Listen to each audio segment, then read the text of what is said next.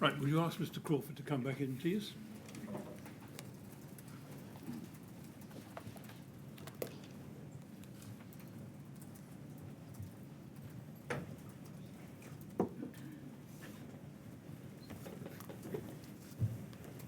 Right, Mr. Crawford, happy Yes. to carry on. Yes. Yes, Mr. Millett. Mr. Crawford, before lunch, we were looking at some emails between Harley and you and Mr. Ashton at Exova. And one of the questions that arose was whether or not you had got the data sheet for RS 5000 from Harley. Let me just be clear about that, to be fair to you. Can I show you, please, a document BSD 00001420?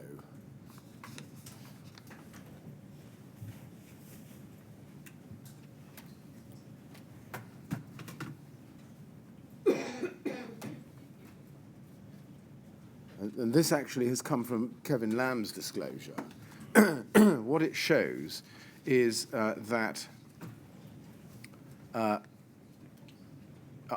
the 18th of September, looking at the top email on page 1, Daniel Anketell-Jones sends you the data sheet at 1603, and then in the email says the insulation is class 0.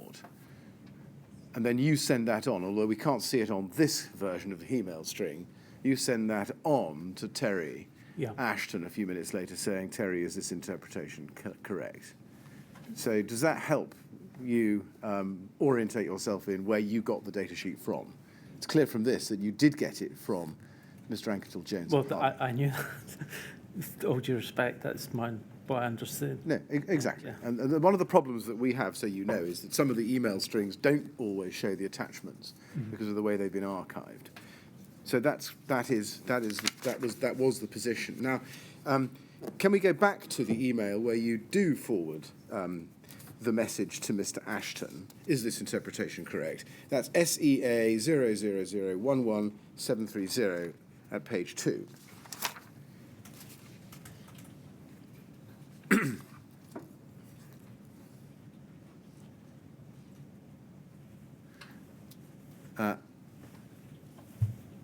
And again, I'm afraid we've got this slight difficulty about the time, but it doesn't perhaps matter. You say, is this interpretation correct? See below.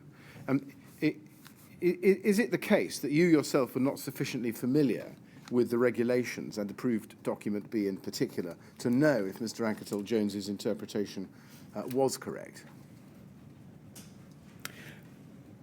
I think in relation to something like Part B is a very technical document, and some aspects of it are quite apparent and some aren't.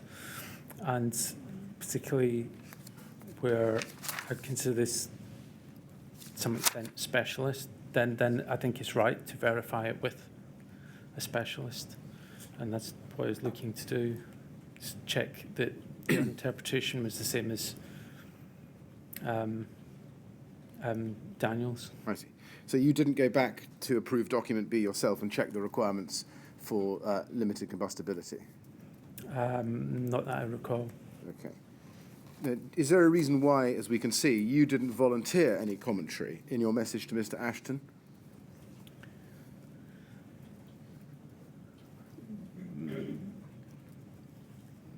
Not that I recall. I mean, I know I mentioned before the break there were telephone conversations as well, but I don't recall anything specific in relation to this particular question. And we can see from this email that you didn't ask Mr. Ashton any particular queries regarding the technical detail.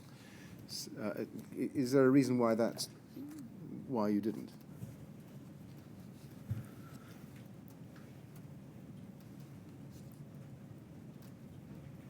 No, I mean, as I said, there were telephone conversations going on as well, and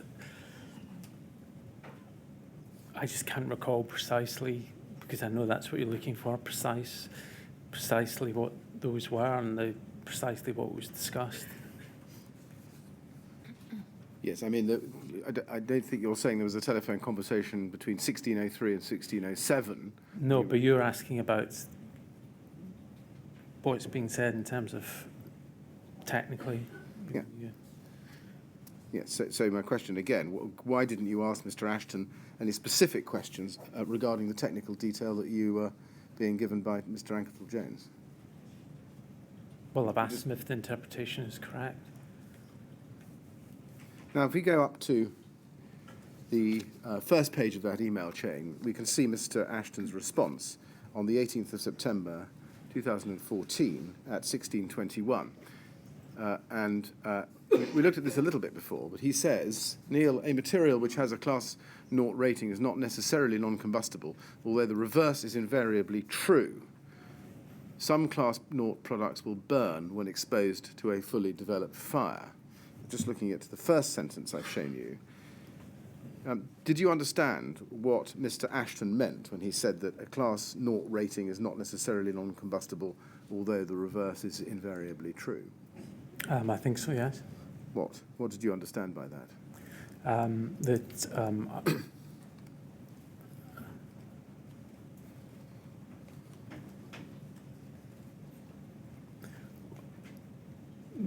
A non-combustible material will be, by default, class 0.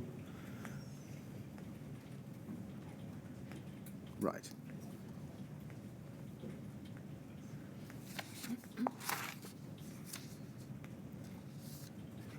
And what about the other way round? What do you mean, the other way around? Well, the obverse, the reverse. What did you understand him to mean by that? He says the reverse is invariably true. What did you understand by that? Just what I said, which is that non-combustible will be, by default, class 0. And class 0, by contrast, what?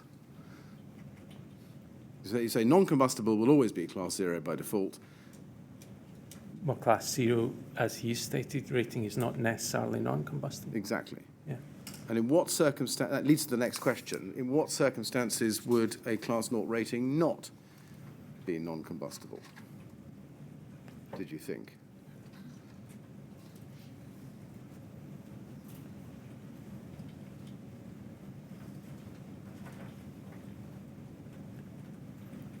Well, the test method for class 0, the 476 test, BS 476 test, is effectively a surface test.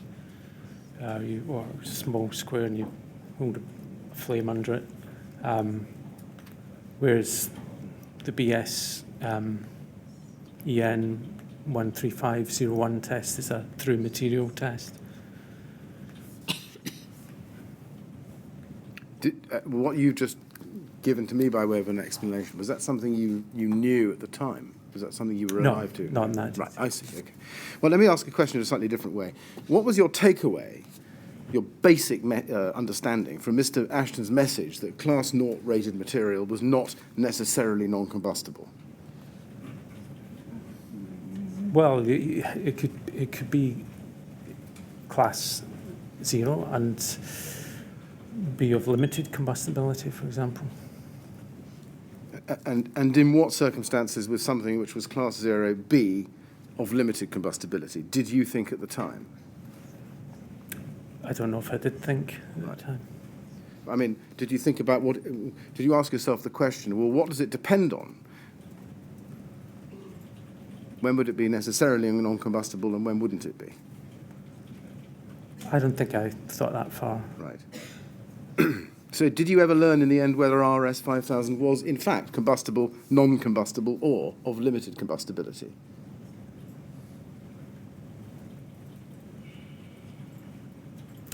I think I suspected it was limited combustibility, but my method of verification was, for its suitability in the proposed build-up, was with Exova.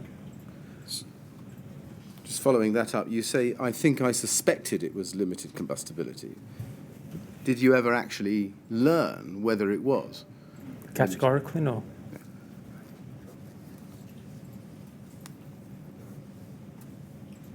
Does that mean that from September 2014, Mr. Crawford, you were at least alive to the fact that you couldn't rely on a Class 0 fire-rated classification for insulation as demonstrating, without any further questions being asked, that the insulation was of limited combustibility? I don't think I thought that far. I mean, I think I just, I took the product and I read my interpretation was as per my witness statement in terms of how I read the statements that were made in the front of the product. And then I sent it to, had the conversation, sent it to Exova to verify that my understanding was that it was effectively compliant within the build-up. Now, you then go to the top of the email chain, please, which is SEA 0001170. Very top, please. This is your response back to Terry Ashton, same day, 18th September 2014, at 17:12. So just about 55 minutes after you received his email at 16:21. And you say, "Hi, Terry, thank you." And you CC this to Daniel Anketell-Jones at Harley and Simon Lawrence at Ryden and Simon O'Connor as well, and Kevin Lamb, indeed. And you say, "Daniel, can you confirm your position in relation to Terry's comment below regarding combustibility and continuous cavity paths?" And then you talk about the Kensington Aldridge Academy. What did you mean, do you remember, by confirm his position? Can you confirm your position when you asked Daniel Anketell-Jones that question?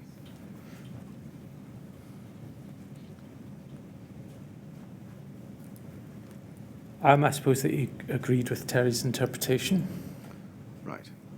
Now, it's fair to say, because we can see it here, that you didn't offer any commentary on Mr. Ashton's email or ask any questions back to Mr. Anketell-Jones, did you? Well, I can only go by what's in the emails here.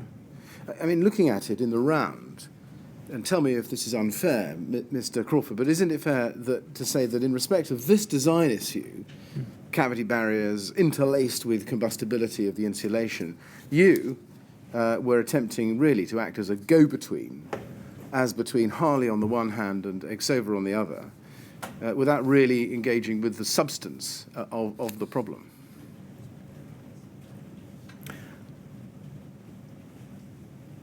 No, I think that's a little unfair. I mean, I think on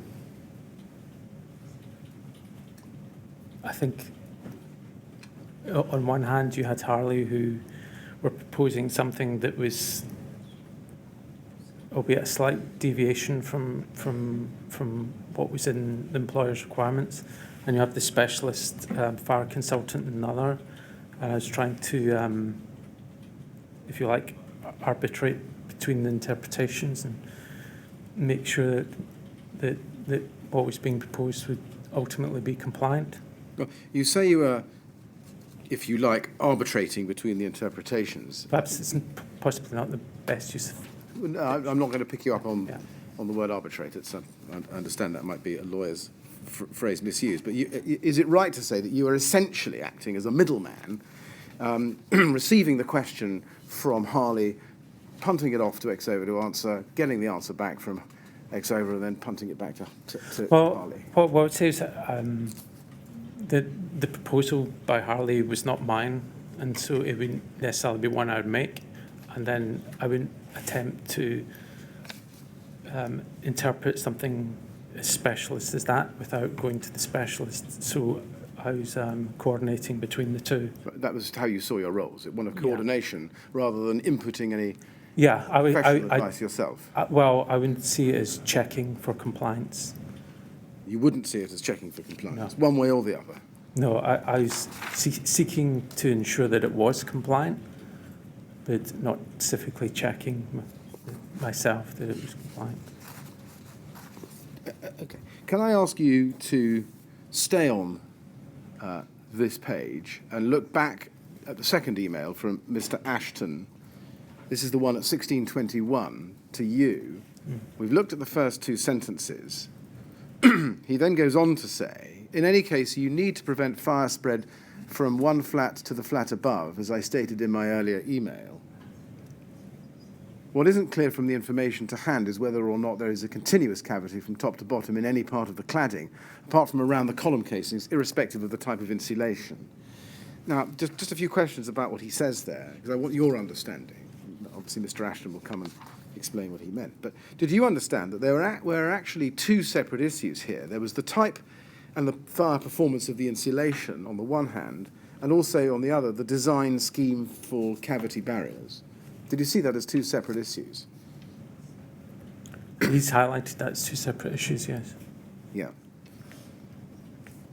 And did you appreciate that the question of whether there should be cavity barriers along compartment floor lines was not determined by the type of insulation used, or the combustibility rating, I should say, of the insulation used? Sorry, I'm just going to reread it. Yes, of course.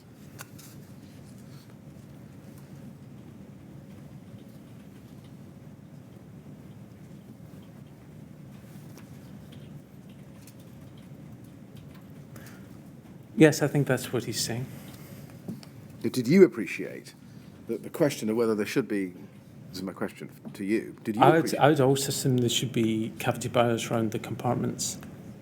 I've never thought anything other than that.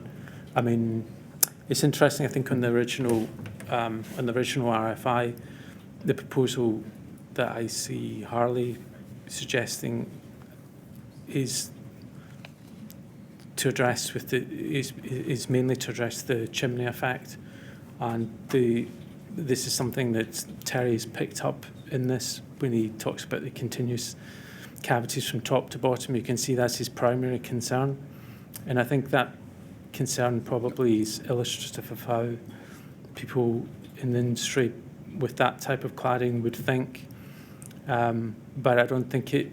I think being prudent, you'd always be looking to maintain the compartment and protect the compartment. Right. But just to come back to my question about the distinction again, let me ask it slightly differently. Did you think, or did it occur to you, that Harley had misunderstood the distinction here between, on the one hand, the question of the type and fire performance of the insulation, on the other hand, the design scheme for cavity barriers?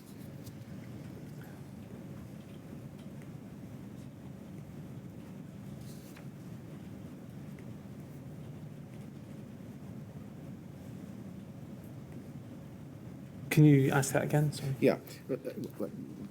You and I have agreed that there are two separate issues here. There's the type and fire performance of the insulation, and there's the design scheme for cavity barriers. My question is whether you thought at the time that Harley had lacked an understanding of that distinction. I think that's a question for Harley. I'm asking you whether you thought they might have done.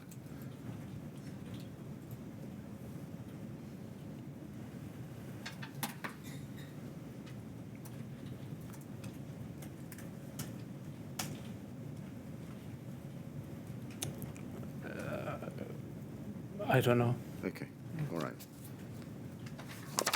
It's possible.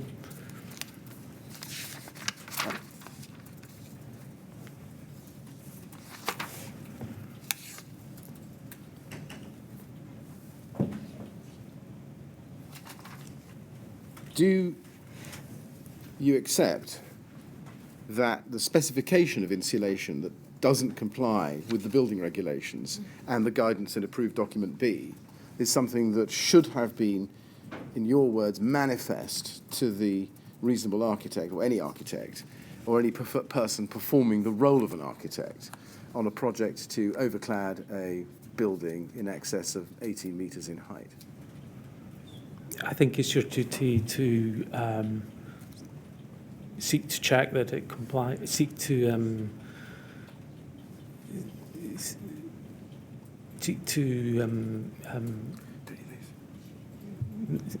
make sure that it seek to ensure that it does comply, yes.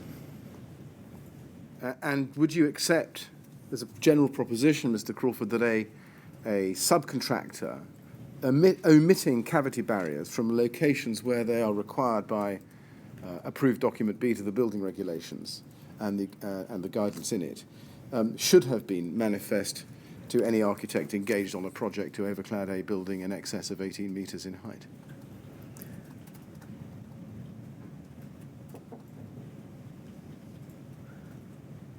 Not necessarily. They may have their, they may have their reasons. You say omit in relation to ADB2, but ADB2 is only guidance on where to place cavity barriers. It's not.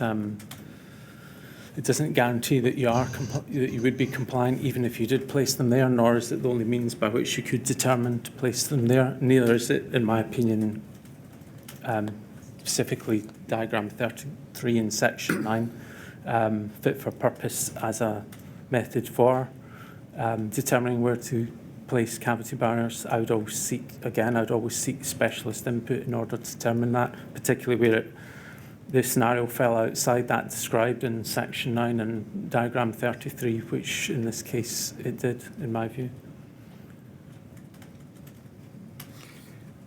Do you accept, or perhaps better put, is it your experience that an architect on a project such as this, prior to novation, should have taken the lead in sorting out compliance issues before the full plans application was submitted to RBKC Building Control? I believe that the team, the people involved in that, did believe that what they'd proposed was compliant. You believe that now, or you believed that at the time? I believed that at the time, and I believe that they believed that at the time now. Did it surprise you when the question of whether RS 5000 was a material of limited combustibility arose, as we've seen in this email chain, in the March of 2015?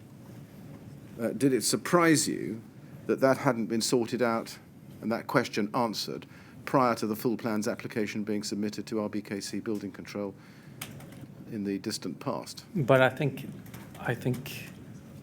that the issue of using RS 5000 or then their equivalent of FR 5000, I believe that they did believe that was compliant. And the basis of your belief is what? The conversations I had at handover, and the conversations I had when I checked the RS 5000 with Bruce. He, to my mind, was of the opinion that the scheme and what had been proposed was compliant. I don't think I necessarily had any view to doubt that, but then I checked with Dixova, with the new product or variant of the same product, whatever you want to call it, that it was compliant, and now it's my understanding that it was.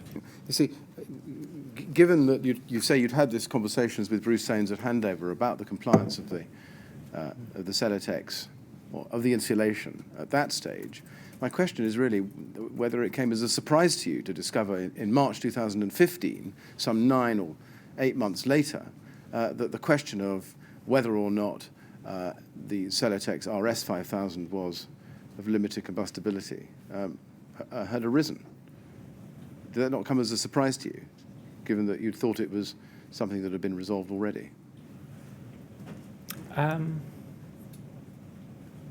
So I'm not sure whether I understand the question.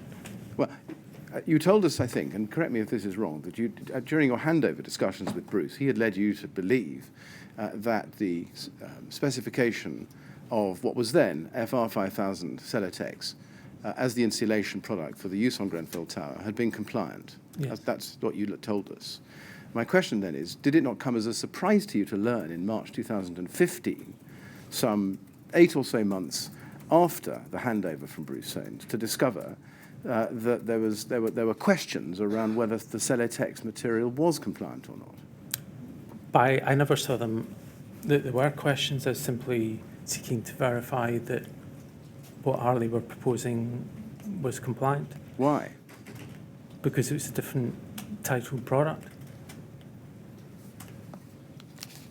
When did you so you discovered that it was a different kind of product? No, different titled to the product. It was RS 5000. And you discovered that it was RS 5000. I thought you'd said in September, which is now. Yes. 2014. When it was forwarded to me by Daniel, is when I forwarded it to Exova. Yes. Yes. Yes. So did it not come as a surprise to you to discover that when Bruce Soames had told you that it was a compliant material, that matter had not been actually got to the bottom of? But I don't think that's what happened or what I'm saying. Right. I mean, at the tender stage, at the stage E of the employer's requirements, there was a product in there, the FR5000. I understood, Bruce understood that product was compliant. When the specialist subcontractor was putting together his package of information, he brought forward the data sheet for this product, RS5000, which for all intents and purposes seemed to be reasonably similar. But then this was forwarded to Exova to check for compliance. Right. That this is what happened. This is how I see it. I see. So as far as you were concerned, this was quite a new issue and had to be resolved. It was only a new issue in as much as the product name was different. Now, can I ask you to go to your witness statement and look at paragraph 102, please? That's page 38. You say there that on the 23rd of January 2015, at 15:36, Kevin Lamb Harley copied me into an email to Simon Lawrence Ryden and said, please find attached revised typical windows showing reduced quantity of trickle vents, etc. You see that? Yep. And then at 102, I'm so sorry, I've actually read the wrong paragraph. It's a different email. He says, please find attached specification on the upper 20 floors for clarity stroke approval. We shall add to this as we reissue the lower elements. Can you see that? Yes. And you say there that he attached the first version of a Harley drawing, C1059100, titled Specifications, the Harley specification. Okay? Yep. And then in paragraph 103, you say, Harley prepared the Harley specification to identify the materials it specified for the detailed design of the cladding system. Now, let's just have a look at the specification, if we can, please. This is SEA 00003059. Just to look at the just to look at the version that was sent to you on the 23rd of January 2015. And if you can see the date at the bottom, it's dated the 15th of January 2015, issued for approval. And if you look to the left, there's a box or set of boxes with revisions in it. There's no revision number in there. If you just move across to that. And then if you look at the top of the page, it says specification notes. Is that the document that he attached to the first of those, to the email of the 23rd of January I referred to in your statement? It looks to be, yes. Right, now if you go to paragraph 106 of your statement, which is on page 39, you say on the 26th of January, I emailed Harley regarding the 3 drawings they sent on the 23rd of January, stating please see attached comments, and I attached marked up drawings. See that? Yes.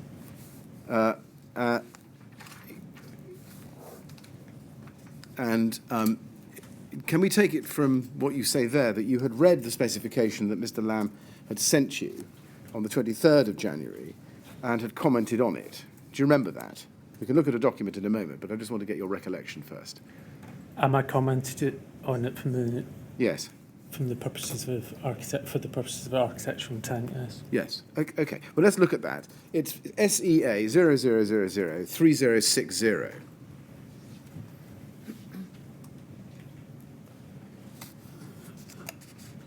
And on the first page of that, we can see the specification notes, very similar to what I've just shown you. But this time it's got a Studio E Architect's red stamp on it and some red handwriting. I'm assuming that red handwriting is yours. Yes. Yes.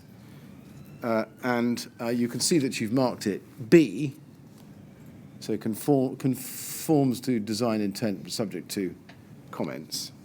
You see that? Mhm. Now, have a look at it.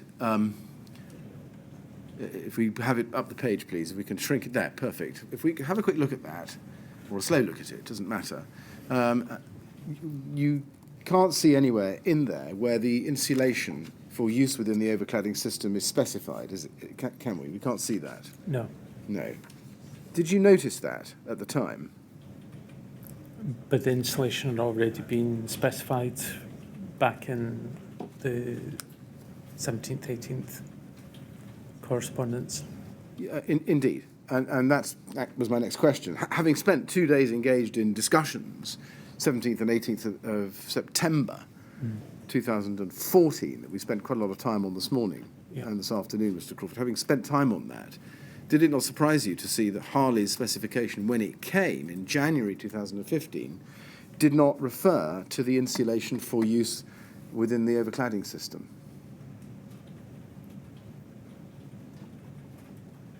Well, not necessarily, because it had been covered out in that previous correspondence.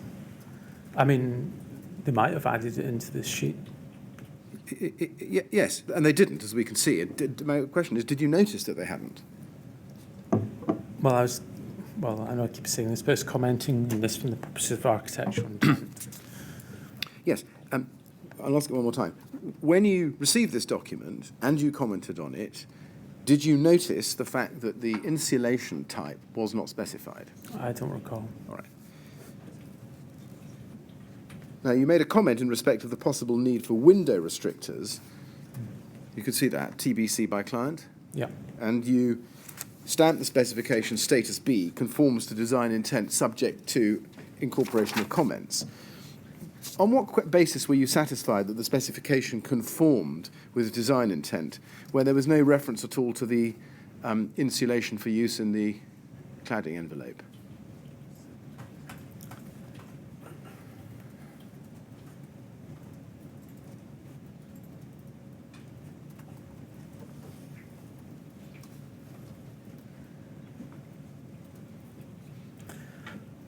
Well, I suppose that it said before it had been covered separately, but I don't know if I did necessarily think about it in those terms on the sheet. Was the omission of any material for insulation not a manifest error which any architect in your position should have picked up? Not necessarily. I mean, this specification sheet is not complete in any sense. It's not complete for the whole building. I mean, this was revised several times and extended to cover all the cladding across the building. It was, and we'll look at some later editions of it, but at this point, having had 2 days of discussions on the insulation material, was it not manifest to you and manifest to any architect on this type of project that the insulation was missing? But it wasn't missing, it had been covered separately. In an email, but not in a formal specification document such as this, which you had stamped. Yes, but is this a formal specification? It's not really, it's a sheet that relates to drawings. Well, let's move on in time. If you go to the next edition of this is the one of the 25th of March, 2015. It's SEA 00003180, page 1. Yeah, I mean, just to mention that actually even the title itself says specification notes. What did you take from that at the time? Well, it's not the full specification, is it? Did you think that at the time? Probably. I don't know, possibly. Well, I was wondering why you make the point then. I mean, you say it's just notes. Well, I'm making at the time. Well, no, let me just ask you. At the time, Mr. Sorry. Crawford, Yeah. you saw the word notes. Did you think that there would be something else which would come from Harley, which would more formally and completely set out what it was they had to do? I would read this because of the title, let's say specification notes, that it was specifically that, notes that were used against the drawing. So, for example, cladding R2, so you take R2 and you relate it to what's in the drawing. I see. So I suppose what I'm saying is it's not a complete specification in the sense that I think you're referring to. Right. You say it's not complete.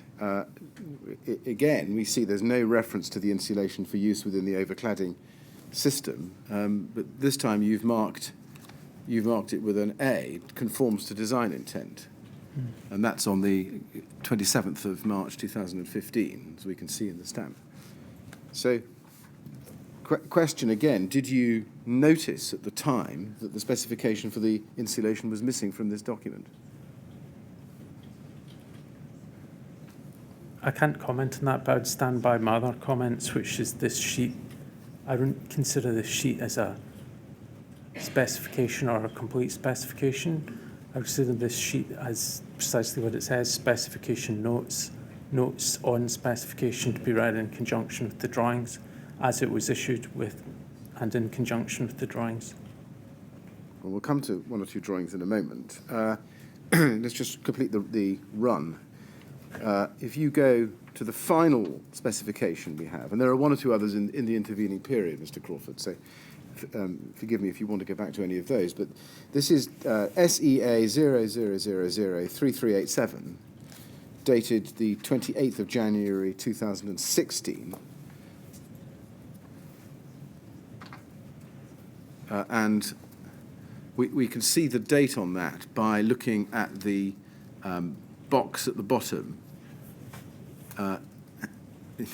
which was there and is now not there.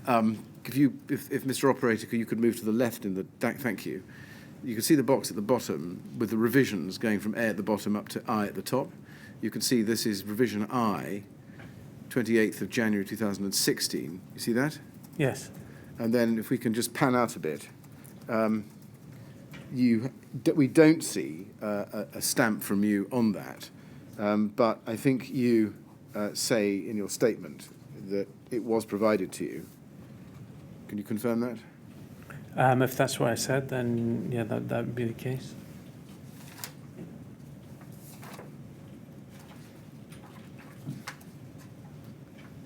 Yes.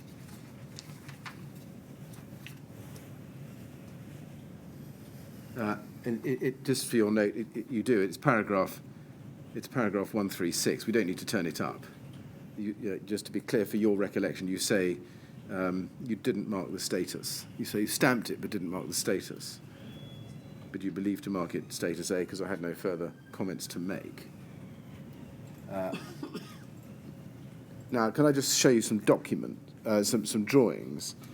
In fact, actually, easier to do this from your witness statement. If you go to paragraph 136, this is probably a quicker way of doing this.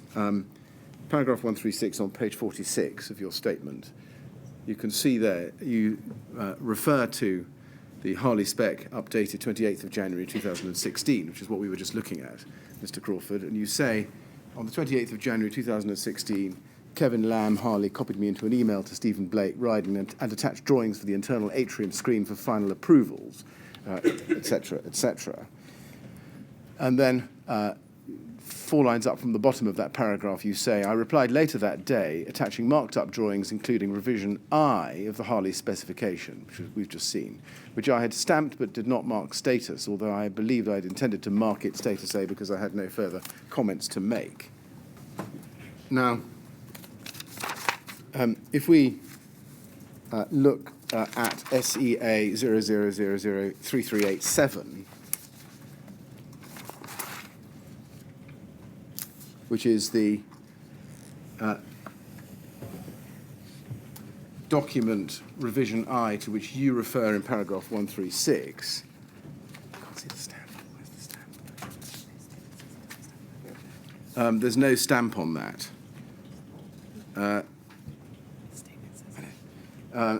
Again, it's the same question. There's no reference in that document to the insulation for use in the building envelope.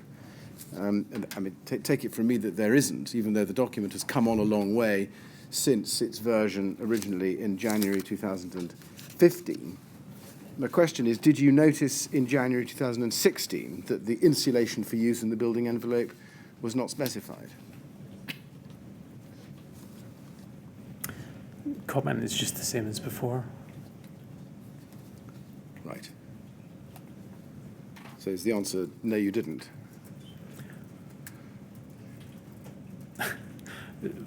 I mean, It's, as I said before, the installation had been established within our spec, and then the proposal for, if you like, the equivalent had been raised, which was the RS 5000 product, yeah. which they may or may not believe to have been essentially the same as the FR 5000 product. And this sheet is not full specification, it's specification notes, nor to me is it clear whether Harley were ever required to produce a full specification, or what the terms of that full specification were. For example, outline spec notes. Is there a reason why you never went back to Ryden or to Harley and say to them, look, I've had a whole load of these specification notes from you for about a year now. None of them refers to RS 5000. Could you please put that in?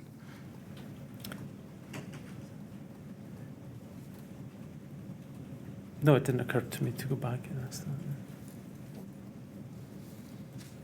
that. Given the importance of the insulation product and the questions that had arisen about it in the September of 2014, my question is why didn't it occur to you? Because it had already been established in 2014 what it was. So you were content at the time, were you, to leave this question or the identity of the insulation product as something contained in email traffic, as opposed to going into a document which had been built up by a series of revisions, such as we see here? You say email traffic, but I think it was pretty explicit what it was. And also the checking was pretty explicit, so to me...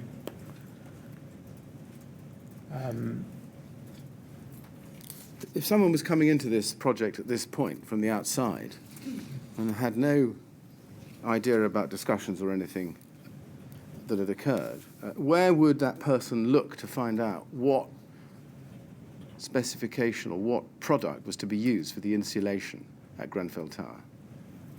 What were they looking at? The data sheet that was provided by the specialist contractor. And what would tell them to look for that? Because all that information would be held together by Ryden and ourselves, for that matter. Were you aware, let me change tack slightly, different product. I'm just going to ask you one or two questions about Kingspan Cooltherm K15, because we mentioned it before. Were you familiar with that product, Kingspan Cooltherm K15, in July, August 2014? I knew of the product. You knew of it. Did you know that it was a phenolic product? I possibly might have. I mean, I couldn't say definitively at that point. Were you aware that Kingspan Cooltherm K15 had been used as an insulation product on Grenfell Tower? No. Okay. Can you remember when you first became aware of that? After the fire. After the fire.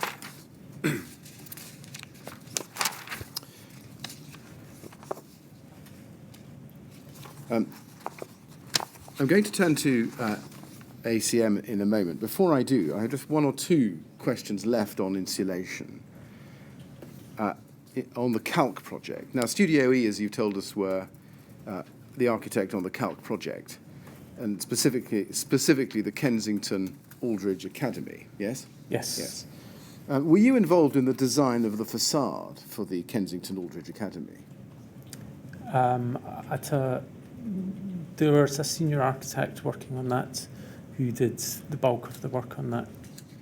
The senior architect at Studio E? Yes. Who was that? Marcus Kiefer. Marcus Kiefer. And also, I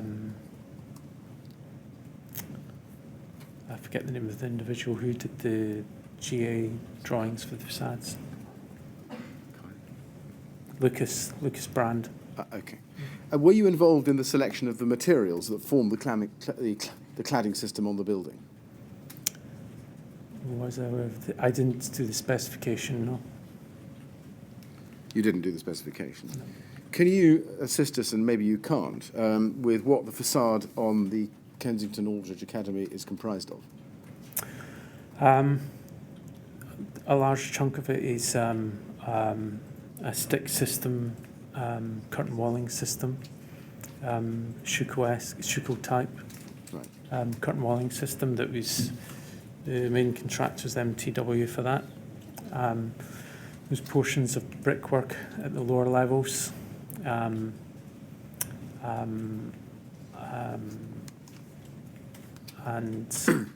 with windows inset into those, and a small amount of curtain walling around the sports hall. Small amount of rain screen walling around the sports hall. Right, I see. Okay. And was there any insulation used in the cladding system? In the main cladding system, in the curtain walling, Yes. was a rock wool. Rock wool. Okay. And rock wool is, for those who perhaps don't know, that's non-combustible, isn't it? It's a mineral. Yes. Yes. I mean, to all intents and purposes. Yes, all intents and purposes. Okay. And do you know why a non-combustible mineral insulation came to be used on the Kensington Aldridge Academy, not least given that it was not a building in excess of 18 metres in height? Well, there wasn't just rock wool used in Kensington Academy. What else was there? I believe this phenolic and PIR within the brick construction. Right. And one of the questions is whether the choice of the use of non-combustible mineral insulation was related to the choice to use ACM panels on that building. Sorry, what? Say that again. Yeah. Was the choice of mineral wool as the insulation material related in any way to the choice to use ACM panels on that building? The ACM panels weren't used on that building. Well, they had a combustible styrofoam insulation.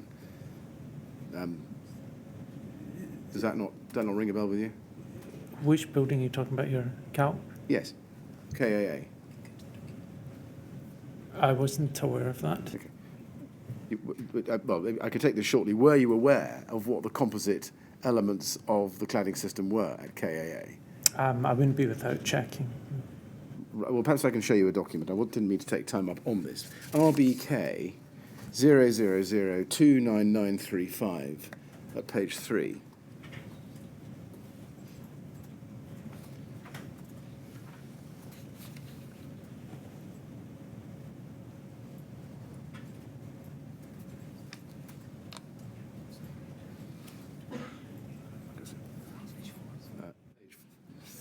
I'm so sorry. I think we're supposed to be looking at page 4, actually. And if you go to the first, this is the executive summary of, and I'll just tell you what this document is.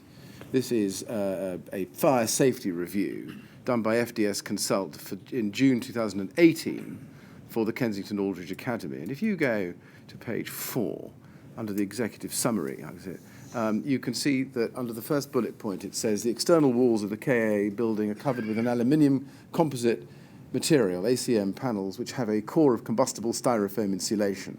The type of ACM panel used on KAA is different to that used on Grenfell Tower, and except for a few small isolated areas, is backed up with non-combustible mineral insulation. Now, that's what it says there. First of all, did you know that? Is that something you're familiar with? I wouldn't have been without checking, no.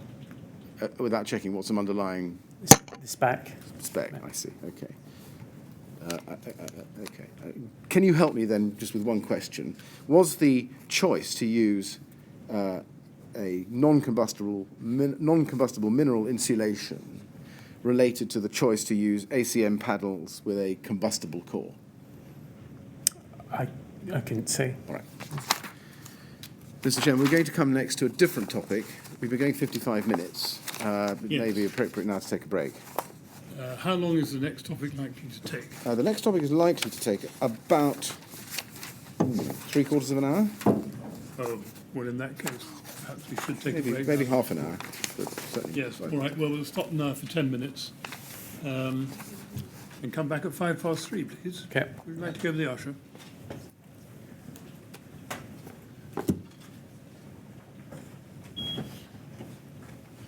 All right, 3:05, please. Thank you.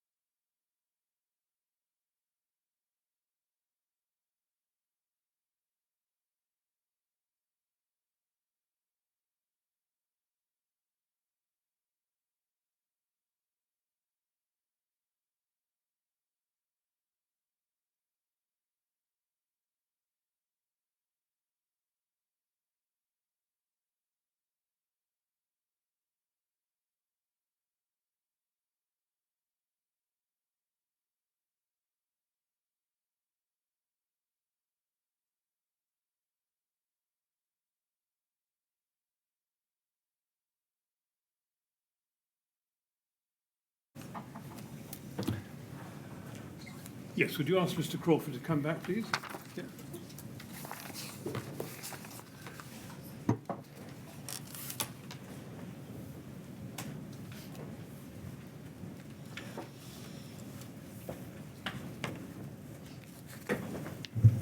All right. Yeah. Yes, good, thank you. Yes, Mr. Mr. Crawford, we're now going to turn to a different topic, namely ACM.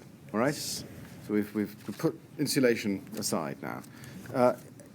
At the time of working on the Grenfell project, indeed at any time you were involved in it, were you aware of previous fires involving external cladding facades on high-rise residential buildings? No. So you weren't aware of a fire in 1991 at Knowsley Heights or 1999 Garnet Court in No. Scotland? Were you aware of the Lacanal House fire in Southwark in 2009? Lacanal House fire? Yes. I'd heard the name, but I wasn't aware that it was connected to a fire, specific fire. Right. So what about the fires in the UAE or Dubai in 2012 to 13 and 2015? No. No? Right. Can I ask you to go to your witness statement, please, paragraph 53, which is at page 23. And you say there, I was not involved in the development of the cladding design prior to Ryden's appointment. However, I understand that Bruce Soane, Studio E, addresses this aspect of the design in detail in his witness statement. Now, that's what you say there. By July 2014, so when you started to work on the Grenfell Tower project, or perhaps August, do you remember that Bruce Soanes had just submitted an application to RBKC Planning Department for their approval of face-fixed ACM panels? And just to be clear, when I say Bruce Soanes, I actually mean through IBI Taylor Young, the planning consultants. Did you know that at the time? I was aware that a mock-up had been done as part of discharging that issue, I think. Right. Okay, well, let's look at a document. If you can go to RYD 000-10789, please. This is a document from IBI Taylor Young to Sarah Scannell at Planning at RBKC, dated the 29th of June 2014.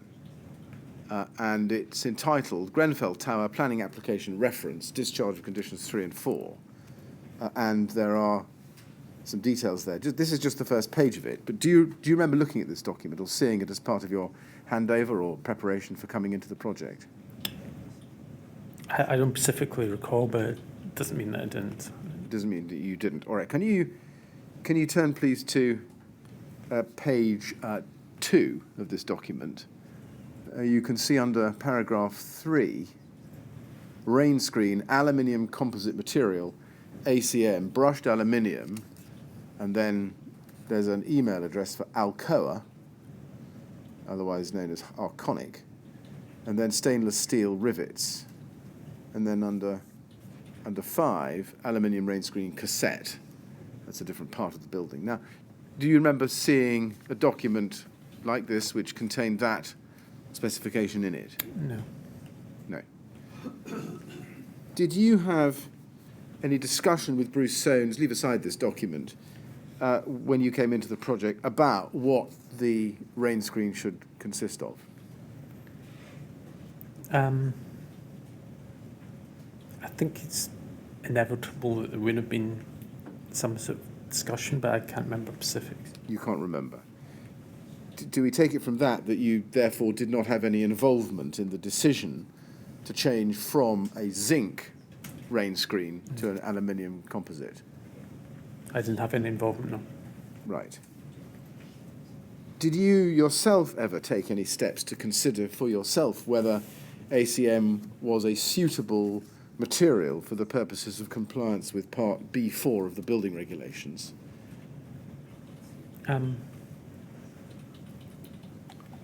My knowledge of ACM is that I suppose is that it's been around for a while, widely used.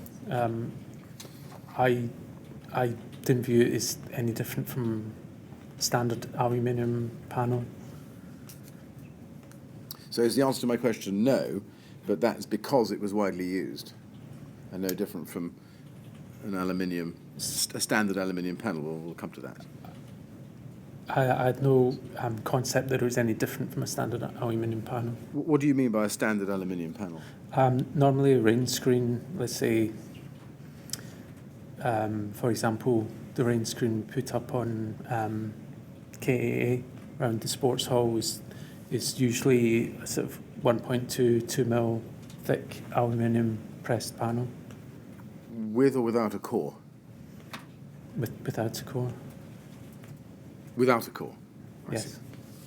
see. So, just so I understand your evidence, you didn't think that an ACM, an aluminium composite panel, was different from a aluminium panel without a core? Correct. I just thought it was a thin laminated panel, basically. I see. So do we take it from that you never took any steps to investigate whether ACM, which of course by definition has a composite core, or it is a composite material with a core, was different from what you call a standard panel? Not that I recall. Right. Did you investigate what flower classification the ACM proposed for Grenfell had? I don't specifically remember doing so, but I know we had the BBA certificate on file, and if I had done and looked at it, I'd have understood it as compliant on the basis of being National Class 0. Right. Well, that takes me to the next question. You say you had the BBA certificate on file. Do you remember when you first saw the BBA certificate? Well, it was obviously pulled out after the event, but whether I looked at it before then, I can definitively say. Did you look at the BBA certificate when you came into the project or at any time thereafter? Just to be clear, this is the BBA certificate for the René Bond PE 55. Yeah, I can recall definitively. You couldn't recall definitively. Well, let's... Or I can't. I just say I can't recall, because the reason I say that is that obviously Bruce introduced the project and showed me things. Yes. He may or may not have shown me that. It's part of showing the information, but I just don't recall. Okay. At the point of coming into the project, am I right in thinking that you'd never yourself used ACM on any of your projects? As far as I'm aware, I've never personally specified or used it. So doing the best you can with your recollection, would you, do you think, have been interested to look at the BBA certificate, given that this was a product which was new to you? Possibly, except if my understanding... Well, possibly if my understanding was that it was something different than just a normal aluminium panel. Well, let's look at the certificate itself. This is an SEA 0000516. And we'll see if it jogs a recollection. What I should just say, Mr. Crawford, what I don't want to do is to show you this document and ask you questions about it if you don't have any recollection of seeing it at the time. So I'm not using this exercise as an opportunity for you to make points about the document. I just want to get your recollection of your thoughts at the time. And if you didn't read it or didn't think about it, then we'll move on. If you go, please, to the first page of this, you can see this is the BBA certificate. And it's got a sort of red, white, and blue triangle at the top and a picture of a building. Does that look familiar to you? It's familiar to me, but only because of it's been looked at post-event. I see. Yeah. So you don't recall seeing something like that at the time when you I don't had a recall. handover for Bruce Swains? No. Right, okay. Okay, well, in which case, if that doesn't jog your recollection of seeing it at the time, I won't ask you about it. Let's go to SEA 000130049.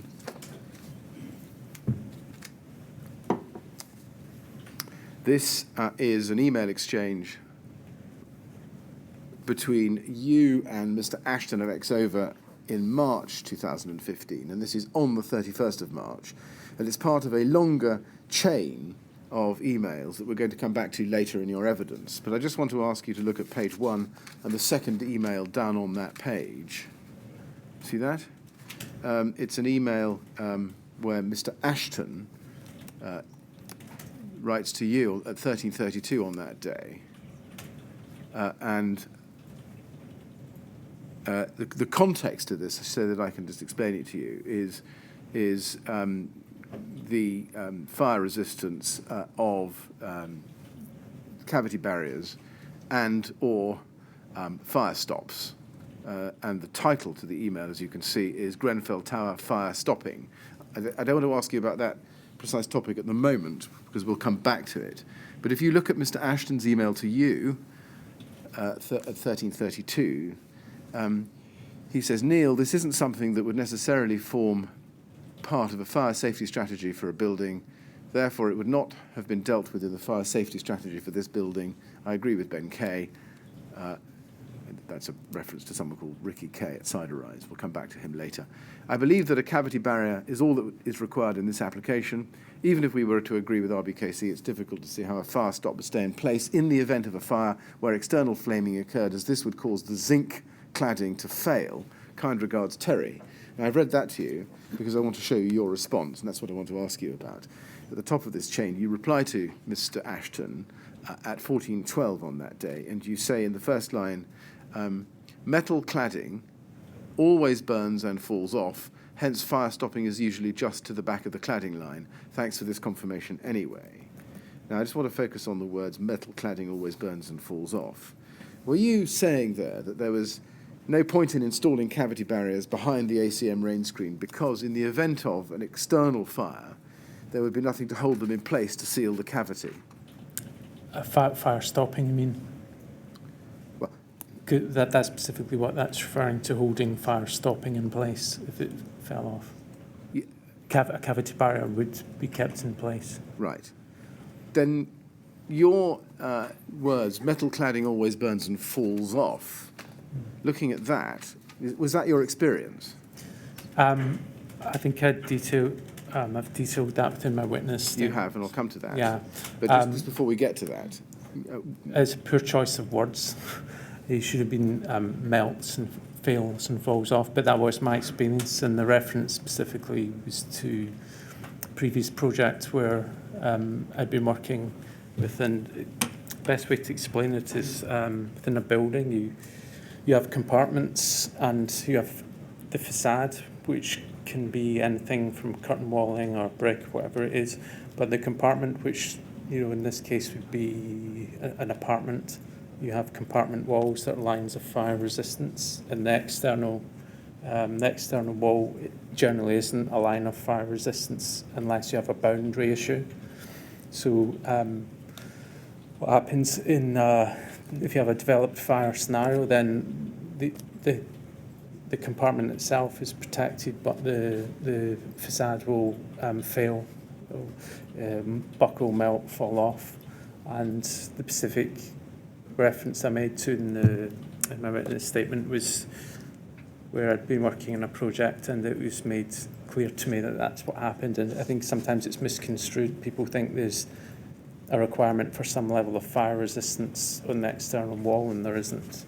Basically, in a fire scenario, they fail except where you've got the relative boundary issue. that's your. You said in your statement that your comment here was based on advice that was given to you by a fire engineer on a project in Manchester in 2004. Yes. That's right, is it? Yes, I mean, I remembered that specifically because I remember sitting upstairs in the pavilion, and he got a bit exasperated with me because it was an office building, and he was trying to we had a boundary issue, a very close boundary issue, that it just failed. And if you think of a typical sort of office block where you have aluminium curtain walling and glass, the glass will pop, the aluminium will melt, the brackets holding it will melt, they'll fail. And so it just basically collapses in a fire scenario. Right. I mean, there's ways to deal with that. You see some of the office buildings around the city, and if you do have proximity issue, then you can use local dowsing systems and so on. But basically, it's this notion that there is no fire resistance within the external wall generally. So does it follow from that that although you made this remark in 2015, March 2015, the fact that metal cladding burns, or as you would say, perhaps melts Yeah. and falls off, was something that you had known since the start of your involvement on the Grenfell project? Metal cladding melts and fails in a developed fire scenario, yes. So you'd always known that? Yes. Is my question. Yes, I see.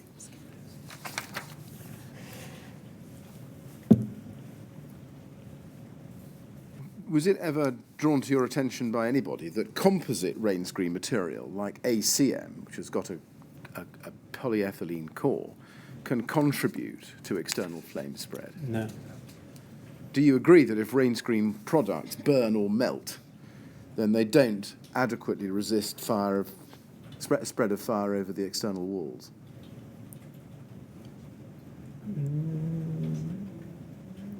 I can see what you're referencing, but I don't think you can say that, because then you'd have to say effectively every glass and aluminium tower in the city was non-compliant. Well, you might or might not say that. That is as it may be. But do you agree that if a rain screen product burns or melts in the way that you are referring to here in this email, then it does not adequately resist the spread of fire over the external wall? No, it does adequately resist the spread of fire across the external wall, as defined in B4. Now, you say that now. Is that something that you actually turned your mind to at the time? And I say at the time, to be specific, Well, yes. in and from July, August 2014. Well, yes, let's say the product is, to be compliant, we'd have to have national class 0. If I had national class 0, then it was meeting that requirement. Even though it always burns and falls off? In a developed fire, Well, it will eventually melt and fail. It will fail and melt. So I'm just struggling to see if it will eventually fail and melt, then how could it adequately resist the spread of fire over the external wall? Because it meets the requirement within. I mean, the kind of question you're asking is a bit like saying, to meet that requirement, every external wall would have to have a fire resistance, and they don't. They're only required to meet the standards set out in B4, which it does. Did you ever raise with anybody, whether Harley or Ryden or within Studio E, your experience, as identified in this email, that metal cladding always burns and falls off, or as you would say, melts and falls off? Yes. Who Important and distinction: melts, fails, and melts. Yes. Who did you raise that with? Oh, sorry. Did I raise it with? Yes. My question was: did you ever raise with anybody, whether Harley or Ryden or within Studio E, your experience, as identified in this email, that metal cladding always burns or melts and falls off? I think it's self-evident. I think most people in the industry would realise that a aluminium panel at some point would fail. I mean, aluminium, I think, melts about 650 degrees. It doesn't, it's not instantaneous, but it will fail the same way glass will fail. Glass will fail long before the aluminium, but ultimately it fails and ultimately it melts. I'm a little concerned that we may be slightly at cross purposes here. If you envisage a fire in a compartment in any building, let's say a tall building, your understanding is that that a metal cladding will fail in way of the fire. Is that what you're saying? Or that the fire will propagate across the cladding to other stories and other parts of the building? Because it seems to me there's a distinction there which we... I see what you're saying. No, it will fail where it will ultimately melt and fail where it's exposed. Yeah. It won't actively propagate it. No, I mean that propagation would be tested by being compliant to the national class, for example, being. So the failure of the cladding, as you understood it, will depend on the temperature reached by the fire behind it. Yes. But the sort of cladding you have in mind, I think, you would not expect to support combustion itself. Correct. Yeah, thank you. Now, looking back at this email,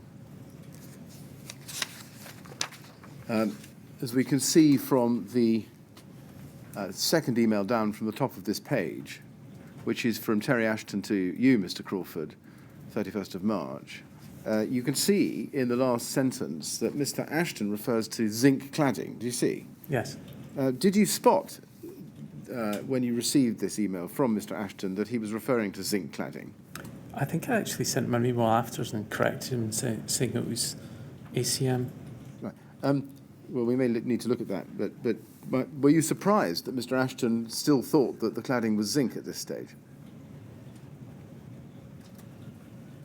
I don't know. I mean, the VM zinc that was shown on the drawings that I sent him was effectively the same as ACM. See, we'd seen some of the drawings earlier on. Did it occur to you that Mr. Ashton had got the notion that the cladding was zinc from the section drawings that Harley and you, that Harley had sent you and you had sent to Mr. Ashton in September 2014 that we looked at earlier today? It's possible he was referencing something historic, yes.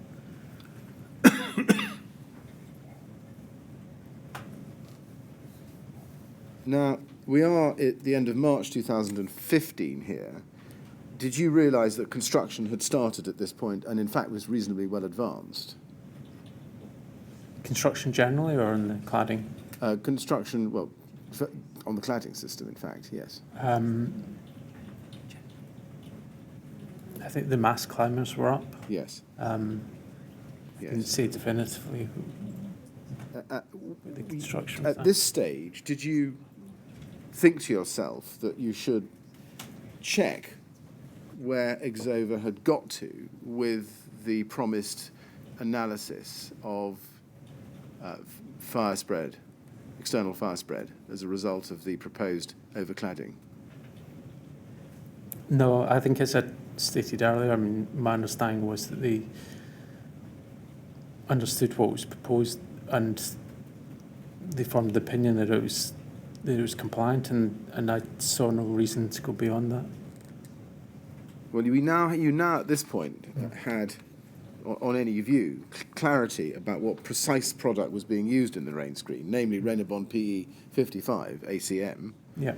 Did it occur to you at this stage, at the latest, to go back to Exova and say, well, now you know what the insulation is, now you know what the rain screen material is going to be, can we please have your analysis of the effect of these materials I don't on external recall. fire spread? I don't recall. You don't recall? We know that you didn't, and I suppose my question is, why didn't you? Well, I think I corrected him on the zinc and said it was ACM, and my understanding was that he was happy that what we'd proposed was compliant from before. Yeah, we don't. With regard to the specific question on the report, no, I didn't think about the report. Now, we know from the previous report that Exova had said in the issue 3 of the OFSS, the outline fire safety strategy, that there would be no adverse effect on external fire spread, but that would be subject to a confirmation by an analysis in a future report. Was this not the moment to ask Mr. Ashton to update Exova's analysis based on the use of ACM, given at least the change in the material to ACM and the fact that you knew that it would burn in a fire or melt? I thought I knew about the ACM from before.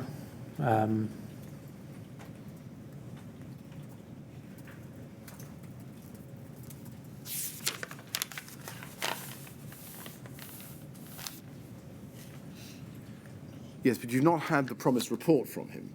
So I'll just ask my question perhaps one more time and in a slightly different way.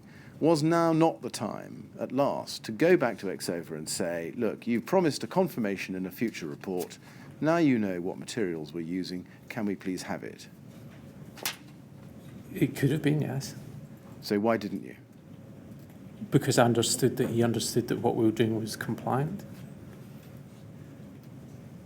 But you hadn't had that in a formal written report signed by Exova, had you? No. So was that not something that you, as a conscientious architect, would have wanted to have had from them with a signature for the file? Not least because they'd promised it. Well, I suppose I may have still been expecting it. Is that something... Well, if you were expecting it, why didn't you pursue it? Well, I can't recall whether I did or not. Well, we can't see any documents. Which No, show that what you you're did. saying is you can't see the final report. That doesn't mean that I didn't ask for it, or ask for it repeatedly, or that they didn't intend to produce it and not produce it. All it means is they didn't ultimately produce it. Yes, and my question is... I understand your question. Your question is, did I ask them categorically at that time? And I've told you I don't recall. all right. Cavity barriers. I'm going to ask you some questions about the design of cavity barriers in the facade. We've looked at this a little bit before in some of the questions on the email strings that we've seen. Mr. Chairman, this is a short topic, but if we're going to get a second break this afternoon, perhaps now's the time to have it. Or I can cover it off and then we can move on to the next topic. You've got quite a few more questions. Aha, oh yes, many more, but not on this specific topic. It's probably more sensible if we break now. Well, do you feel you need another break now, Mr. Crawford? I do have been going 20 minutes. It's probably a logical point, isn't it? Because then we have another hour. Well, it's a matter for you whether you feel you need a break or not. Whether Yeah, I'll take a break. You'd like a break, yes. Right, before you do, can I just ask you a question rising out of Mr. Millett's questions on ACM panels? Mm-hmm. You've described to us what you knew about aluminium panels and their behaviour in fire. Did you have the same or a different view about ACM, which had a polyethylene core? No, I mean, I just viewed it as a laminated aluminium panel. I didn't. So the fact that the core was polyethylene didn't cause you to consider how it might behave?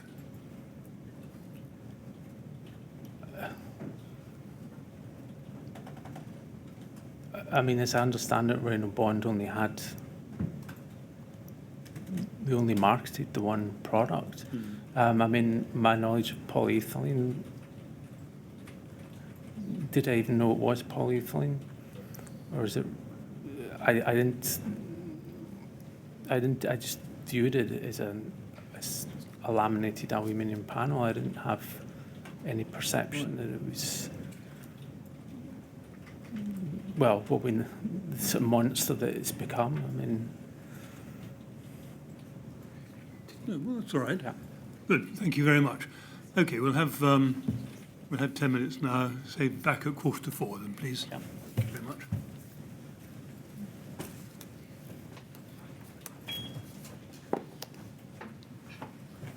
Good. 3:45, please. Thank you.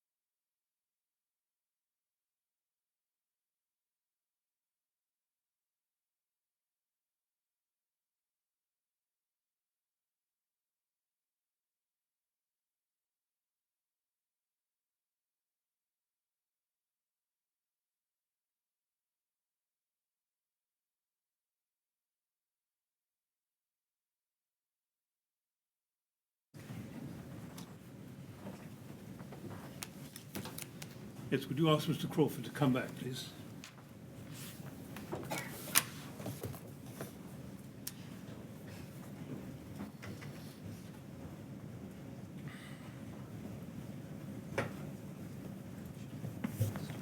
All right, Mr. Crawford? Yes. Thank you. Yes. Mr. Crawford, I'm going to ask you some questions about the design of the cavity barriers in the facade. Can I ask you to go back to the building regulations, please? CLG 0000224, at page 69.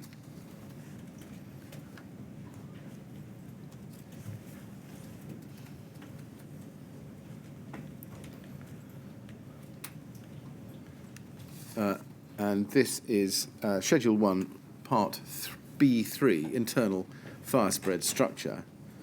And if you look at subsection 4, please, at the bottom it says, the building shall be designed and constructed so that the unseen spread of fire and smoke within concealed spaces in its structure and fabric is inhibited. Do you see that? Yes. Were you aware of that requirement when you were working on the Grenfell Tower project? So we're B3, yes. Yes, including subsection 4. Categorically, verbatim. No, not but necessarily verbatim, but The concept generally, yes. yes. Now, if we look at the guidance to that in ADB, which is CLG 0000224, page 82,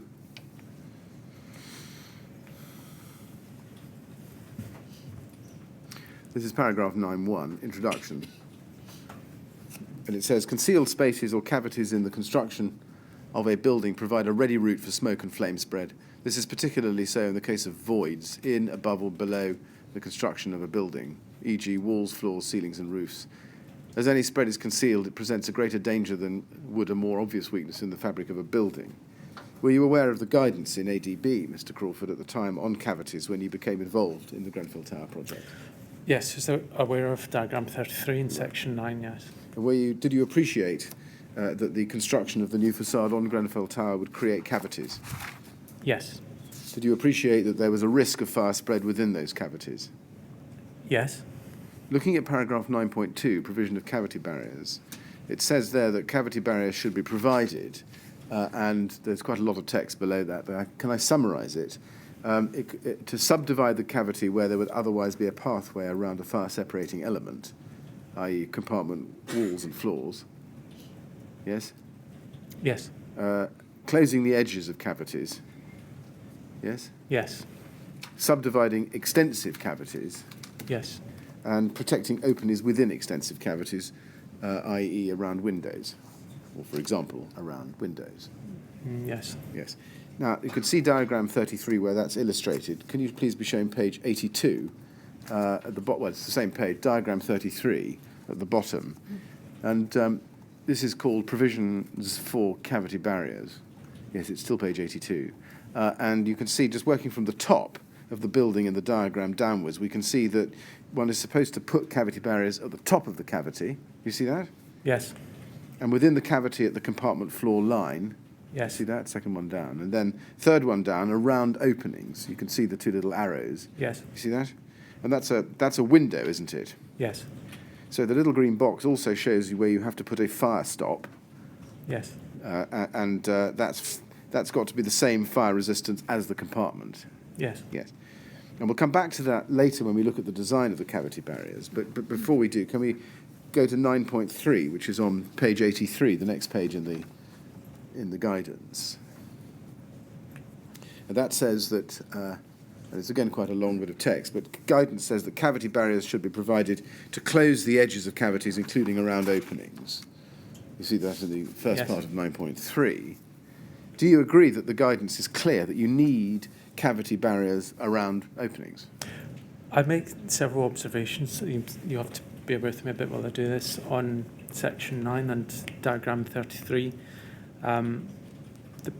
the basis of the building regulations, as I understand it, when the original conception with the DCLG was that they were based largely on, or created largely for designing sort of generic, if you like, wimpy type houses in housing estates. And section 33, in my experience over time, diagram 33 in section 9, in my experience over time, is that is not fit for purpose. There's reasons that I have to believe that, and they've informed how I apply cavity barriers over time. There's a number of observations I'd make. First of all, architects are visual. 90% of our time is spent drawing and working 3D, sketching and so on. Diagram 33 itself looks like a 2-up, 2-down house. If you look at the silhouette of it, it looks like 2 brick skin walls together. Actually, the revised version and the 2019 version is even worse because they slap a basement on it, so it doesn't give any sense that it's for any building of any height. And my experience when you actually read through Section 9 is that it's very limited. It doesn't make any reference, for example, to double skin facades, to overcladding, or to rain screen facades. And I've had the personal experience before in other projects, specifically double skin facades, where they typically don't use cavity barriers at all or very limited. And so you have to assess based on the specifics of your building type, which in my view are not covered by the guidance, and bear in mind that it is just guidance. And no amount of, well, you could spend dozens of hours reading the text and trying to interpret the language in that section, but it doesn't make up for lack of experience in terms of practical application. And I'm mentioning that specifically to the experience I've had doing double skin facades, which don't allow you to put in cavity barriers in the way that is shown, for example, in diagram 33. Well, go please to CLG, this same document actually, page 96, which is the guidance under B4, external wall construction, Mr. Crawford, and I'd like you please to look at paragraph 12.8. Yep. We've seen 12.7, we spent a lot of time on that. I'm now looking at 12.8 under cavity barriers, which we looked at briefly on Thursday. Which references 9, yeah. Correct, it does. So looking at that at the time, had you looked at it at the time, you would have understood, surely, that cavity barriers should be provided in accordance with Section 9 in respect of Grenfell Tower, no? No, I mean, if you read the actual text, you can't satisfy Section 9. I mean, you can't, for example, close around all openings in a rain screen facade. The way a rain screen facade works is effectively open, so it's ventilated, so it's pressure equalised. The theory behind that is that the pressure behind the rain screen is the same in the front, or it equalises. In order to do that, every panel is open around the edge. If you were to take verbatim Section 9, you'd have to seal around every edge. So you can't satisfy ADP 2 by following Section 9. I'm just trying to understand your recollection at the time. Was it your recollection at the time? That's my recollection at the time. Wait a minute. Was it your recollection at the time that approved document B, even though it refers to cavity barriers at 12.8 in accordance with Section 9, didn't require cavity barriers around the windows at Grenfell Tower?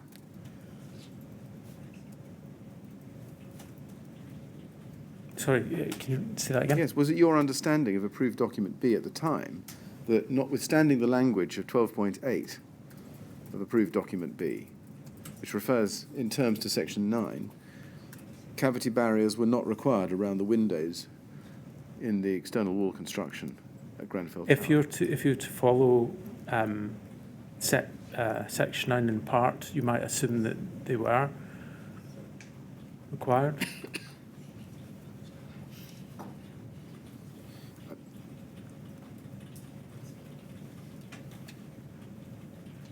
Did anything about the project lead you to think that cavity barriers were not required around the windows?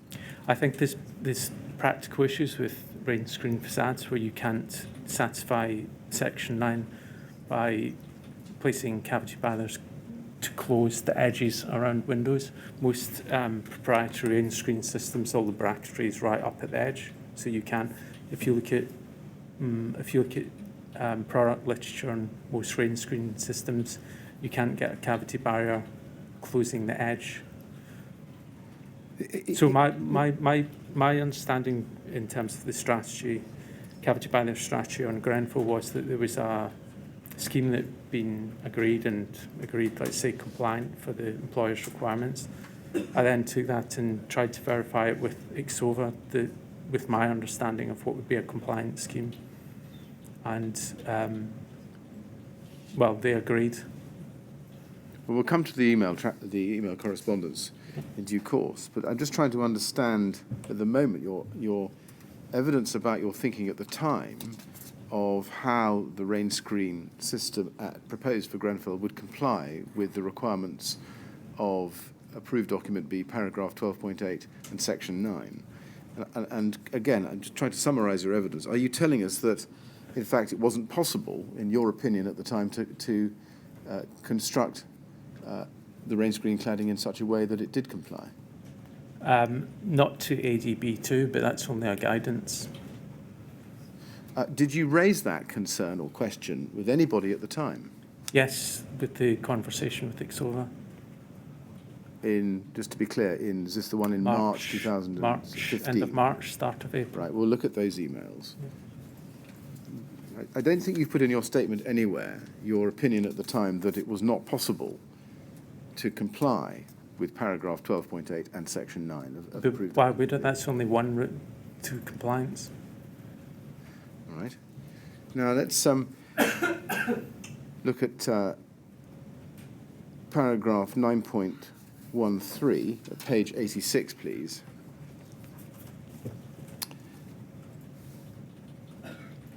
This says, every cavity barrier should be constructed to provide at least 30 minutes fire resistance.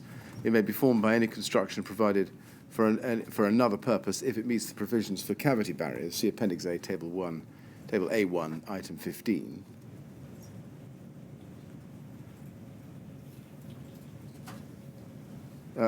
Were you familiar with that provision as at July 2015? I was familiar with that provision and what we had in the spec, although in the spec I think we actually had 30-30. Right. And looking down the page at 9.14, cavity barriers a cavity barrier should, wherever possible, be tightly fitted to a rigid construction and mechanically fixed in position. You see that? Yes. Were you familiar with that as at July, August 2014? It's self-evident to me. Right. And then if you go to Appendix A, Table A1, which is referred to at the beginning of 9.13, Mr. Crawford, that's at page 124 of this document.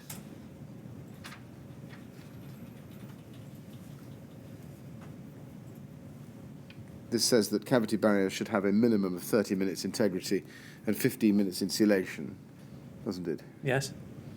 And were you familiar with that? Yes. At the time?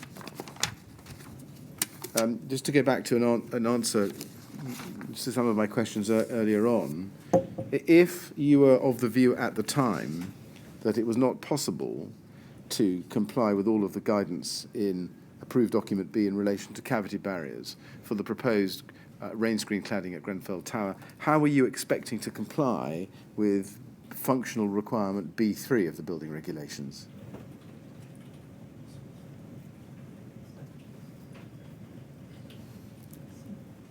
To install as far as practical a cavity barrier strategy.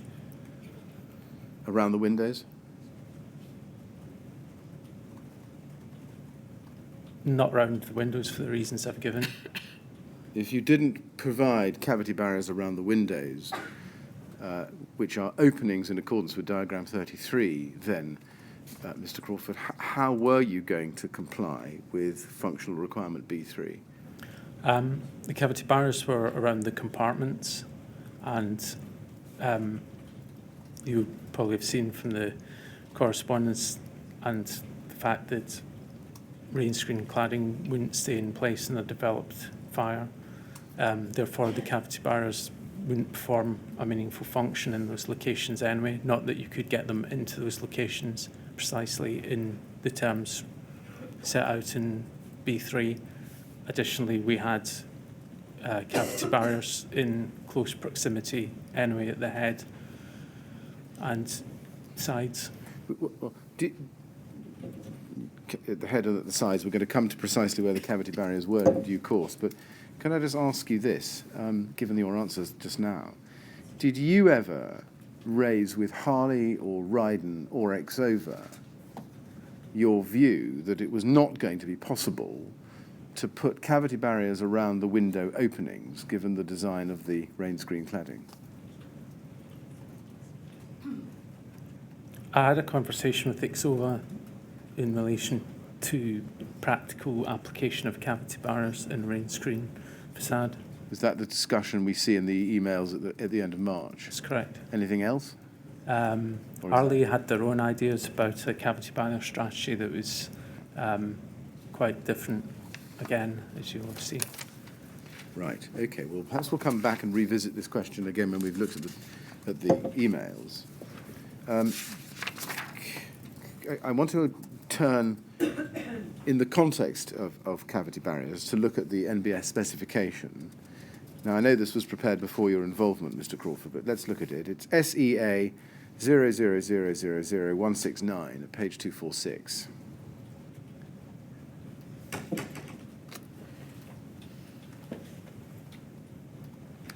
And if you look there under 435, paragraph 435, ventilated cavity barriers, do you see that? Yes. Manufacturer, Downer cladding systems, and then product reference, Lamatherm, CWRSH 60, horizontal, Lamatherm, CWRSV 60, vertical. See that? Yes. And then we can see underneath that, fifth bullet down, fire resistance rating says 30/30 to BS 476, Part 20, 1987, and BS EN 1366 for 2006. You see that? Yes. Okay. Does that fifth bullet point down mean 30 minutes insulation and 30 minutes integrity? Yes. I see. Now, the minimum performance stated in ADB, as we've seen, is 30 minutes insulation and 15 minutes integrity, isn't it? Yes. So is it right then that the fire resistance required by the NBS spec here would meet and in fact exceed the minimum performance standard required by ADB? Yes. Okay. Now, if we then go up to the last sentence of the first dashed bullet point, we looked at that. The product reference, Lamatherm CWRSH 60 horizontal, RSV 60 vertical. Does that, or did that suggest that the fire resistance for the cavity barriers actually specified was 60 minutes? I'm not sure. I don't think Lamatherm were even manufactured. Lamatherm is the product. The manufacturer is Downer, is people called Downer. And I should just speak. Lamatherm became Side rise. Side rise. Yeah, that's right. So sorry, your question was? My question was whether. My question is whether the reference to 60 in the product reference of RSH 60, RSV 60 was actually a fire resistance time period of 60 minutes. It may well have been. Right. Can you explain the difference? No, except the requirement was only for 30/15. I understand that, and you said that. But did you notice the difference when you did read this spec? No, I think I'd have just read the fire resistance rating. Okay. When you started working on the project, did you independently check the cavity barrier products that had been specified? I remember having conversations about the cavity barrier strategy with Bruce, and I don't recall whether I individually checked the product specified. Okay, you remember a conversation about the strategy with Bruce. Was that on the handover? It may have been later. I'm not sure. Okay. Do you remember ever looking for any test certification that supported the use of these products in a rain screen system? I don't recall. Can we look at the Harley design then? In August 2014, I think it's right that Harley began sending you drawings of their detailed design of the cladding. Do you remember that? Mm-hmm. Yeah. And if we turn to SEA 000111490, we can see that this is an email from Kevin Lamb to Simon Lawrence on the 22nd of August 2014, which is copied to Daniel Lankettle-Jones and to you at Studio E, as well as to Bruce Soanes. Do you see that? Yes. And one of the attachments, there are two of them, which are GA models for the tower. And he says, Simon, please find attached some preliminary drawings to prove the basics of design and set out prior to us producing full design package. It would be useful for us to discuss these principles at our meeting on Tuesday morning. So you see that? Yes. And the attachments there are SEA, and I'll just show you these, SEA 00002851. Just have those up, thank you. And as you can see from the date at the bottom, no need to blow it up, it's the 20th of August 2014. You see that? Mm-hmm. And drawn by, in the box to the left, BD, and there's a little quadruped. Lamb, I think Lamb, it is, yes. and KVL, which is Mr. Yeah. Lamb. Yes. And that's how we know it's his.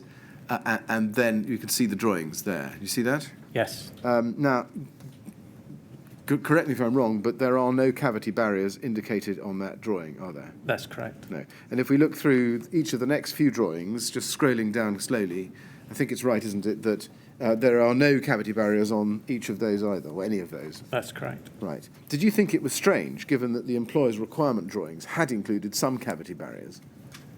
No, because they issued the RFI at virtually the same time.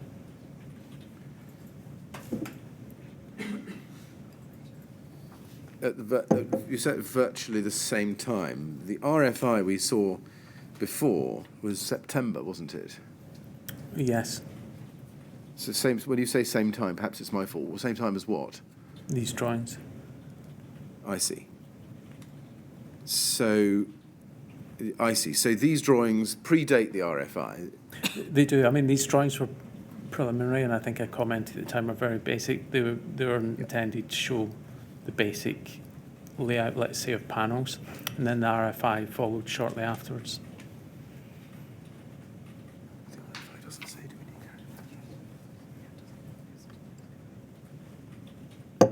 when you received these drawings, you didn't know that the RFI was coming a few weeks later, did you? That's correct.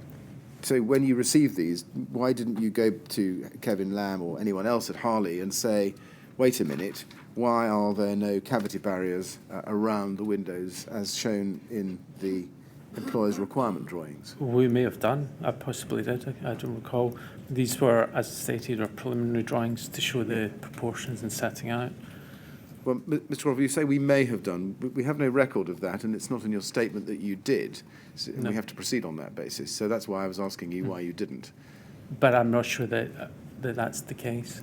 Right. Is what I'm saying too. I mean, I suppose what I'm saying is these are preliminary drawings and they're showing proportions, and this is first pass, let's say, at the setting out, and things like the detail All right. follows on from that. I So- mean, if you, for example, produce this drawing 6 months later, there were no cavity barriers, then yeah, sure, send alarm bells ringing. Right. Okay, well, let's just see what you did do. If you go, please, to SEA 00002853.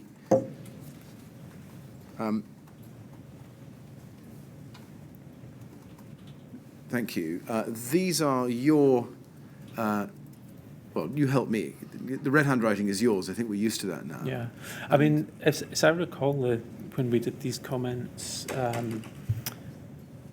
Kevin sent them out for initial comments about proportions and the setting out, and also a number of workshops that we had as well, where we met them on site and the drawings were discussed. So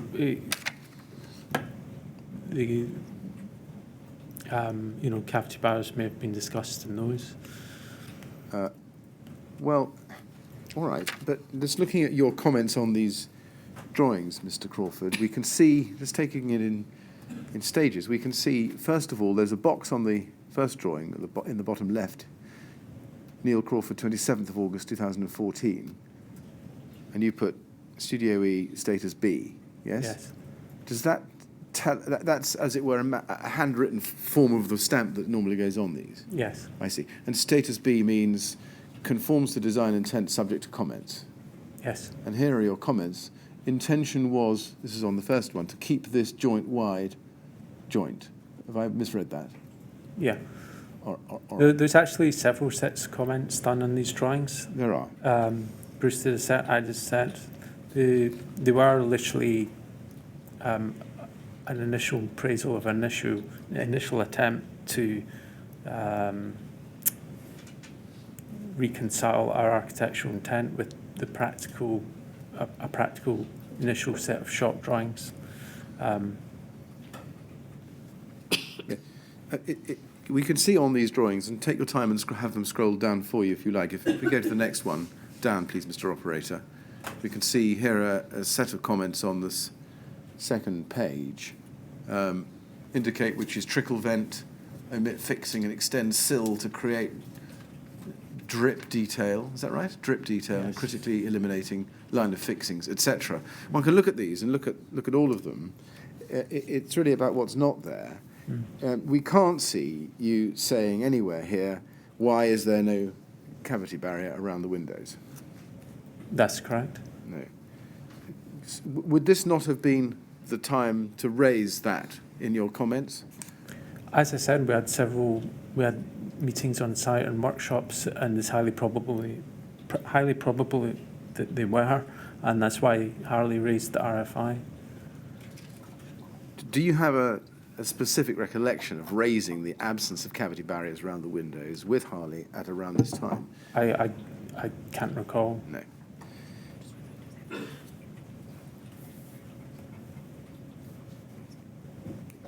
Well, let's look at the Harley RFI, which we looked at earlier this morning. It's, to go back to it, it's HAR 00003616. Can I just say that with that initial set of drawings that went out, they were sent out under that auspices of being preliminary and for initial comments. I mean, they weren't set out in the sense that there's any finality to them. So you would normally expect, for example, more detail to be added over time as the drawings were developed up. I understand. Yeah. And I think what we have so far is, at this stage in time, when it comes to you for comment on the 27th of August 2014, you don't comment on it that there are no cavity barriers. We've seen that. Yes. Let's move on then to the RFI. Here it is. We saw it earlier this morning, 17th of September. And the query, and just to repeat it now that we're talking about cavity barriers, please may you confirm the required extent of the horizontal fire breaks within the cladding areas. And then the suggested solution, and again, I'm repeating this to you, I'm afraid.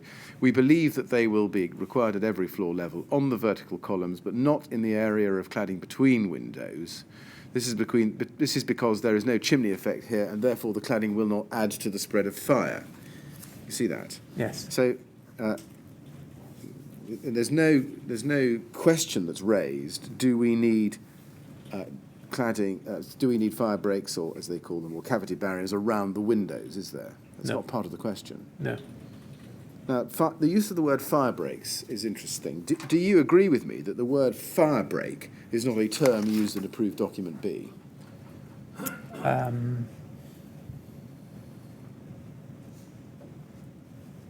Not in document B, but I noticed it was used in BR 135.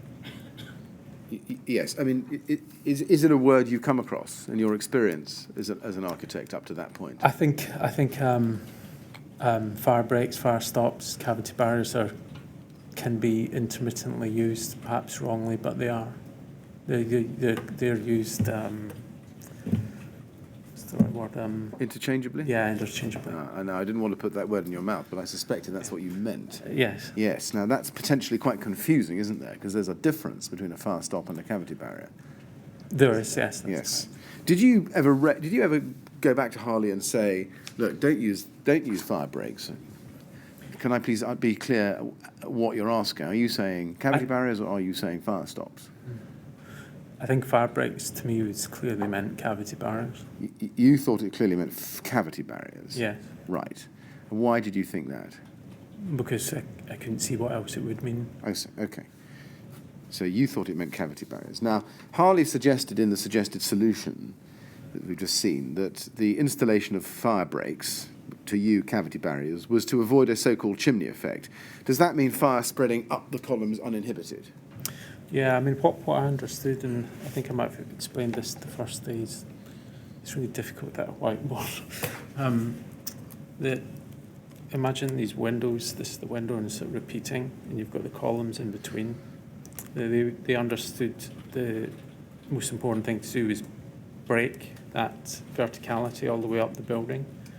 And although the description is slightly confusing, I understood it as they wanted to put the cavity barrier between the windows, so like this. Because the window's actually projected, so you wouldn't have the chimney effect going up the front, and you'd stop it at the columns. So if you like, this was their strategy for addressing the chimney effect. Right. I see that. So at this stage, is it right that, so far as you could see, Harley weren't sure where the horizontal cavity barriers should be placed? I think if they were left to it, that's where they would have placed them. And what would that have been any good?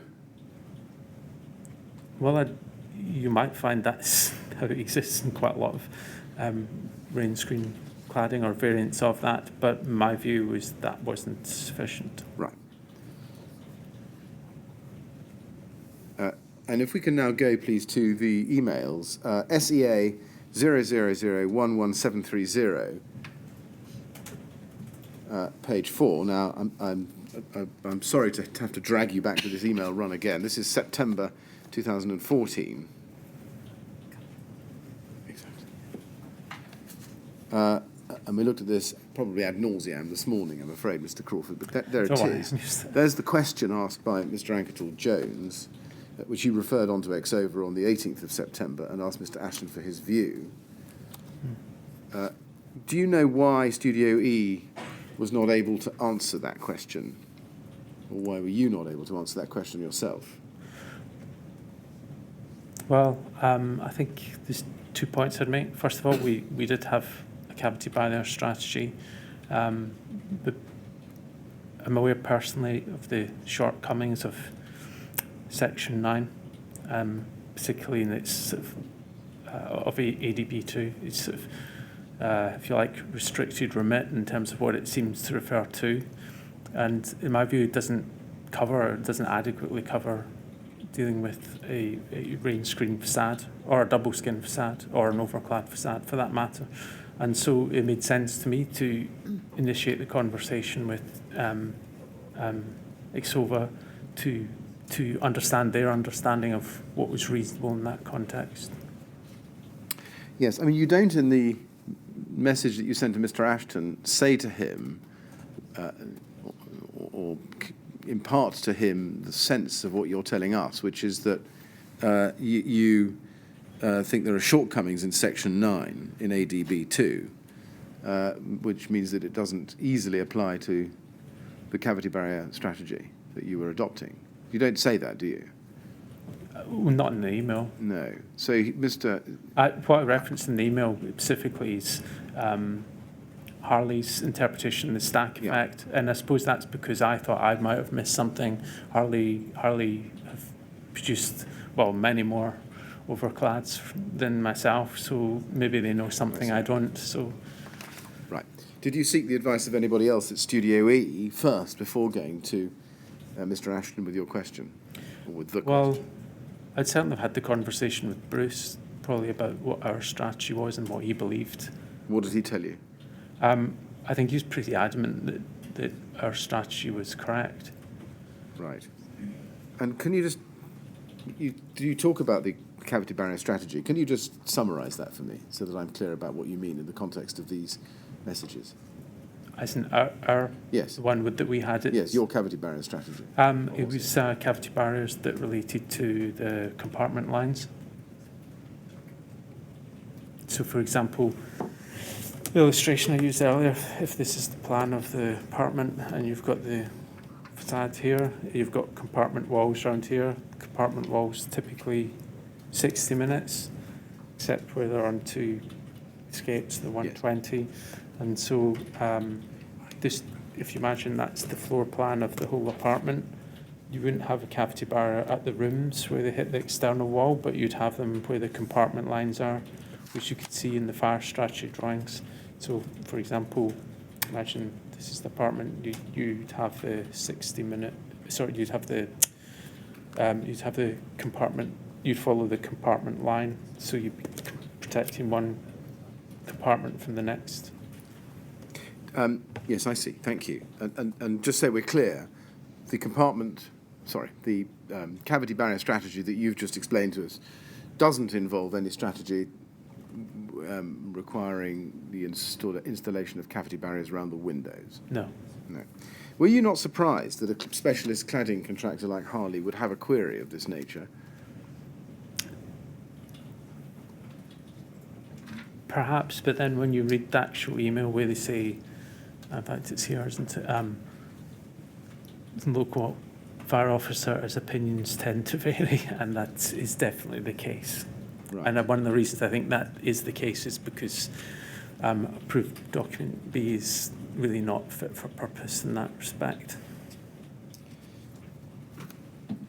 Now, we've looked at this series of emails and drawings you sent to Exover already. If we go up to page 3 of this email chain, we're on page 4, we need to go to page 3, you can see that the second email down from you to Mr. Ashton at 12:18 on the 18th of September, you can see you say, "Hi Terry, please see attached our sections and the initial drawing set we've had from Harley's. The initial drawings from Harley's are fairly limited, but they attempt to establish the basic approach." We looked at that this morning, and then at the you go please to SEA 000117110. We go back to the drawings which we looked at again this morning.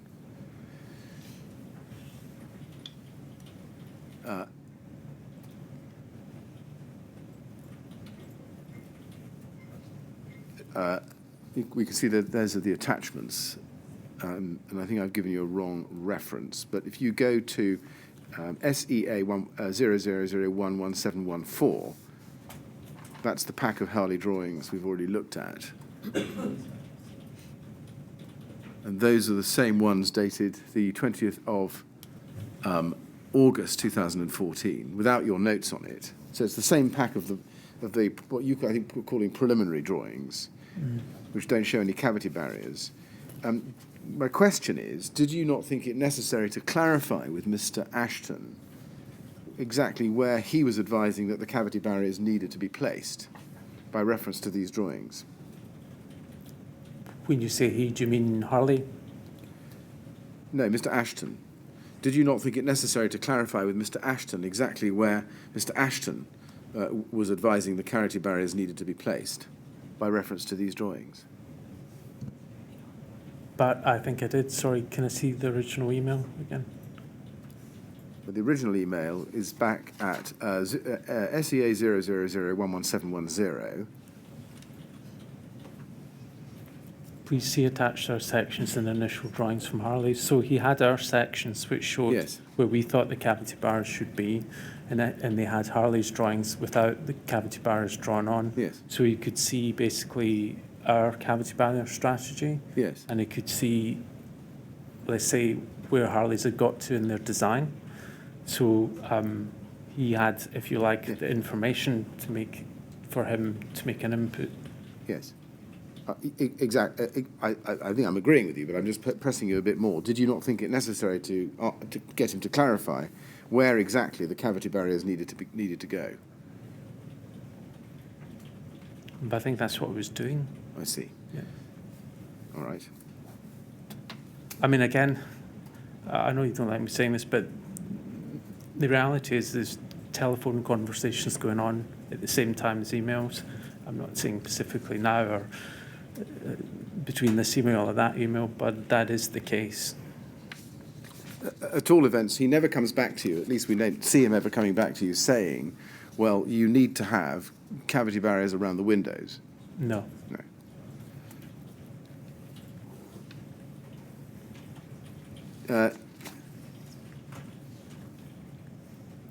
And indeed, at this stage, all you had to send to Exover, which was available to you, other than the preliminary drawings from Hardy, were the employer's requirements drawings from 10 months before that. Yes, which had our cavity barrier strategy on it. Indeed. Now, moving forwards in time to January 2015, on the 13th and 14th of January 2015, I think you've got another pack of drawings from Kevin Lamb. And that is, just to be clear with you, it's SEA 000124889. It's also referred to in your statement for the transcript of paragraph 97, but we can see the email there. And Kevin Lamb sends you that as a copy. The email itself goes to Simon Lawrence. You see that? And you see the attachment? I can't see the attachment. But Yes, see the... and then it says, Simon, please find attached, finalised, all 160 of north and south windows, all as agreed in our last meeting just before Christmas. The sample window will be one of these. If you have any concerns, please advise immediately, as manufacture is now starting.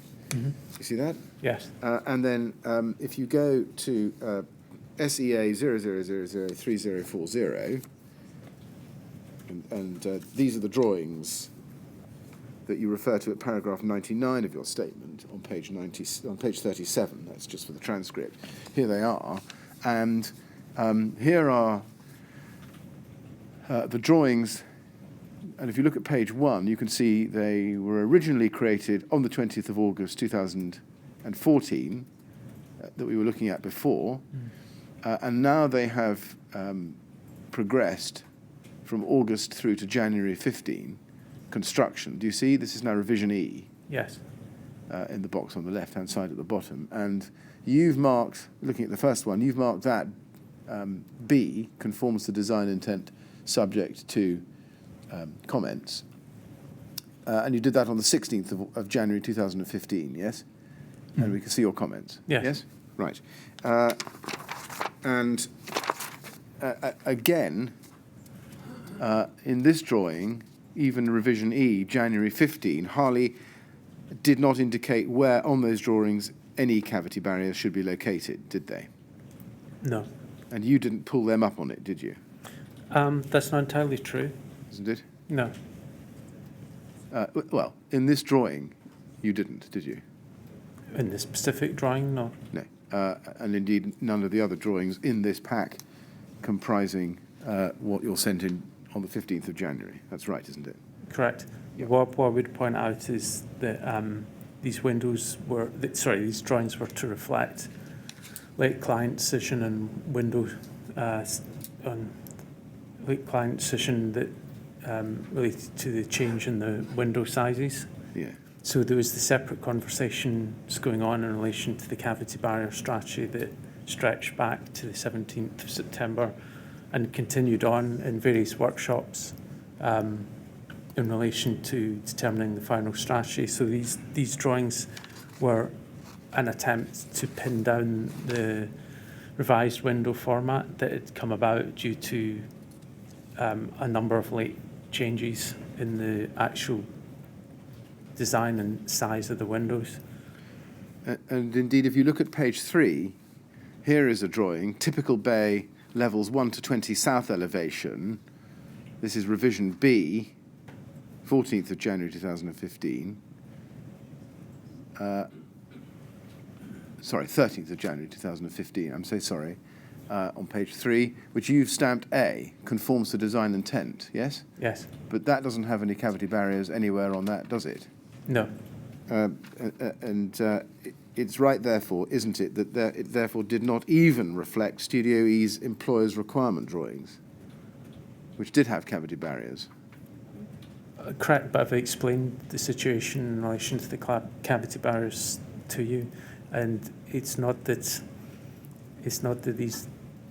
there wasn't the understanding that cavity barriers were going in. It's just that the strategy was being developed separately. I mean, for example, these drawings don't show the cladding rail positions, but you wouldn't say, well, therefore, it's not an applicable drawing. I mean, there's a lot of things these drawings don't show.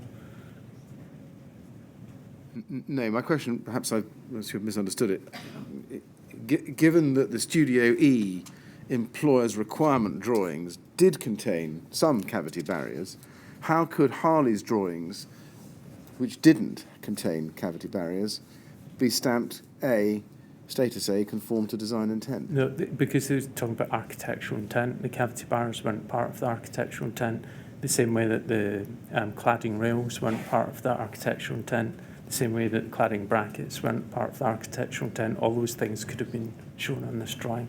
Was the absence of any cavity barriers on this not a manifest error which any architect should have identified? No, absolutely not, for the reasons I've given. It was absolutely clear that we had a cavity barrier strategy, that the cavity barrier strategy was being developed. There'd been numerous discussions about it. There'd been meetings on site, and it was understood that we had a cavity barrier strategy and it was to be added to the drawings, which it was. I think it took them till March to actually add the final agreed scheme on. But nonetheless, the idea that somehow, because it wasn't shown on this drawing, that it wasn't being discussed or absolutely assumed that it had to be there is a bit like saying, well, the cladding rails aren't there, so surely... You are. We're going to finish off this line of questions now, Mr. Crawford, because of the hour. But you are right that Harley did not produce drawings showing what they called fire breaks until the 3rd of March, and we'll come to that now tomorrow morning. But just focusing on this document at this period of time, given that Harley had been producing revisions of the August 14 drawings now for some months and had not shown any cavity barriers at all, what were you waiting for? There's a lot... I feel like a broken record here, but basically, as I said, there's been, and you know, because there's a plethora of emails on it, there's been a lot of discussion on the cavity barrier strategy and getting it to agreed position that involved, amongst other things, building control, site workshops, etc., etc. What these drawings are showing, where Harley were having to respond very quickly to late changes by the client on the window arrangements. They'd come about for a number of reasons, the planning reasons, the client reasons. These changes were being done very late on, and there's a lot of pressure for Harley to get in some form of production. In order for them to do that, they had to agree the basic architectural intent. Yeah. Well, Mr. Chairman, I think it's been a long day, and it's now gone 4:30. I am afraid I'm in the middle of a line, but well, I think Mr. Crawford's had a long day anyway. He has. And it would be a good idea to stop now. Yes. Can we give Mr. Crawford some reasonable assurance that he'll finish tomorrow? We can, but not least because of the quality of the evidence and the witness himself, but also because Miss Grange, who sits to my right, will have something to say about it if I don't. So, yes. Right. Well, Mr. Crawford, I'm sorry I've got to ask you to come back for more questions tomorrow, but as you've heard from Mr. Millett, he'll finish questioning you tomorrow. Okay. That'll be it. So we'll break now. We'll resume at 10 o'clock tomorrow, please. Yes. And again, I have to ask you not to discuss your evidence or any aspect of it over the break. Is that all right? Okay. Yes. Okay. Well, then you go with the usher and we'll see you tomorrow morning. Yeah. Don't leave your coat behind.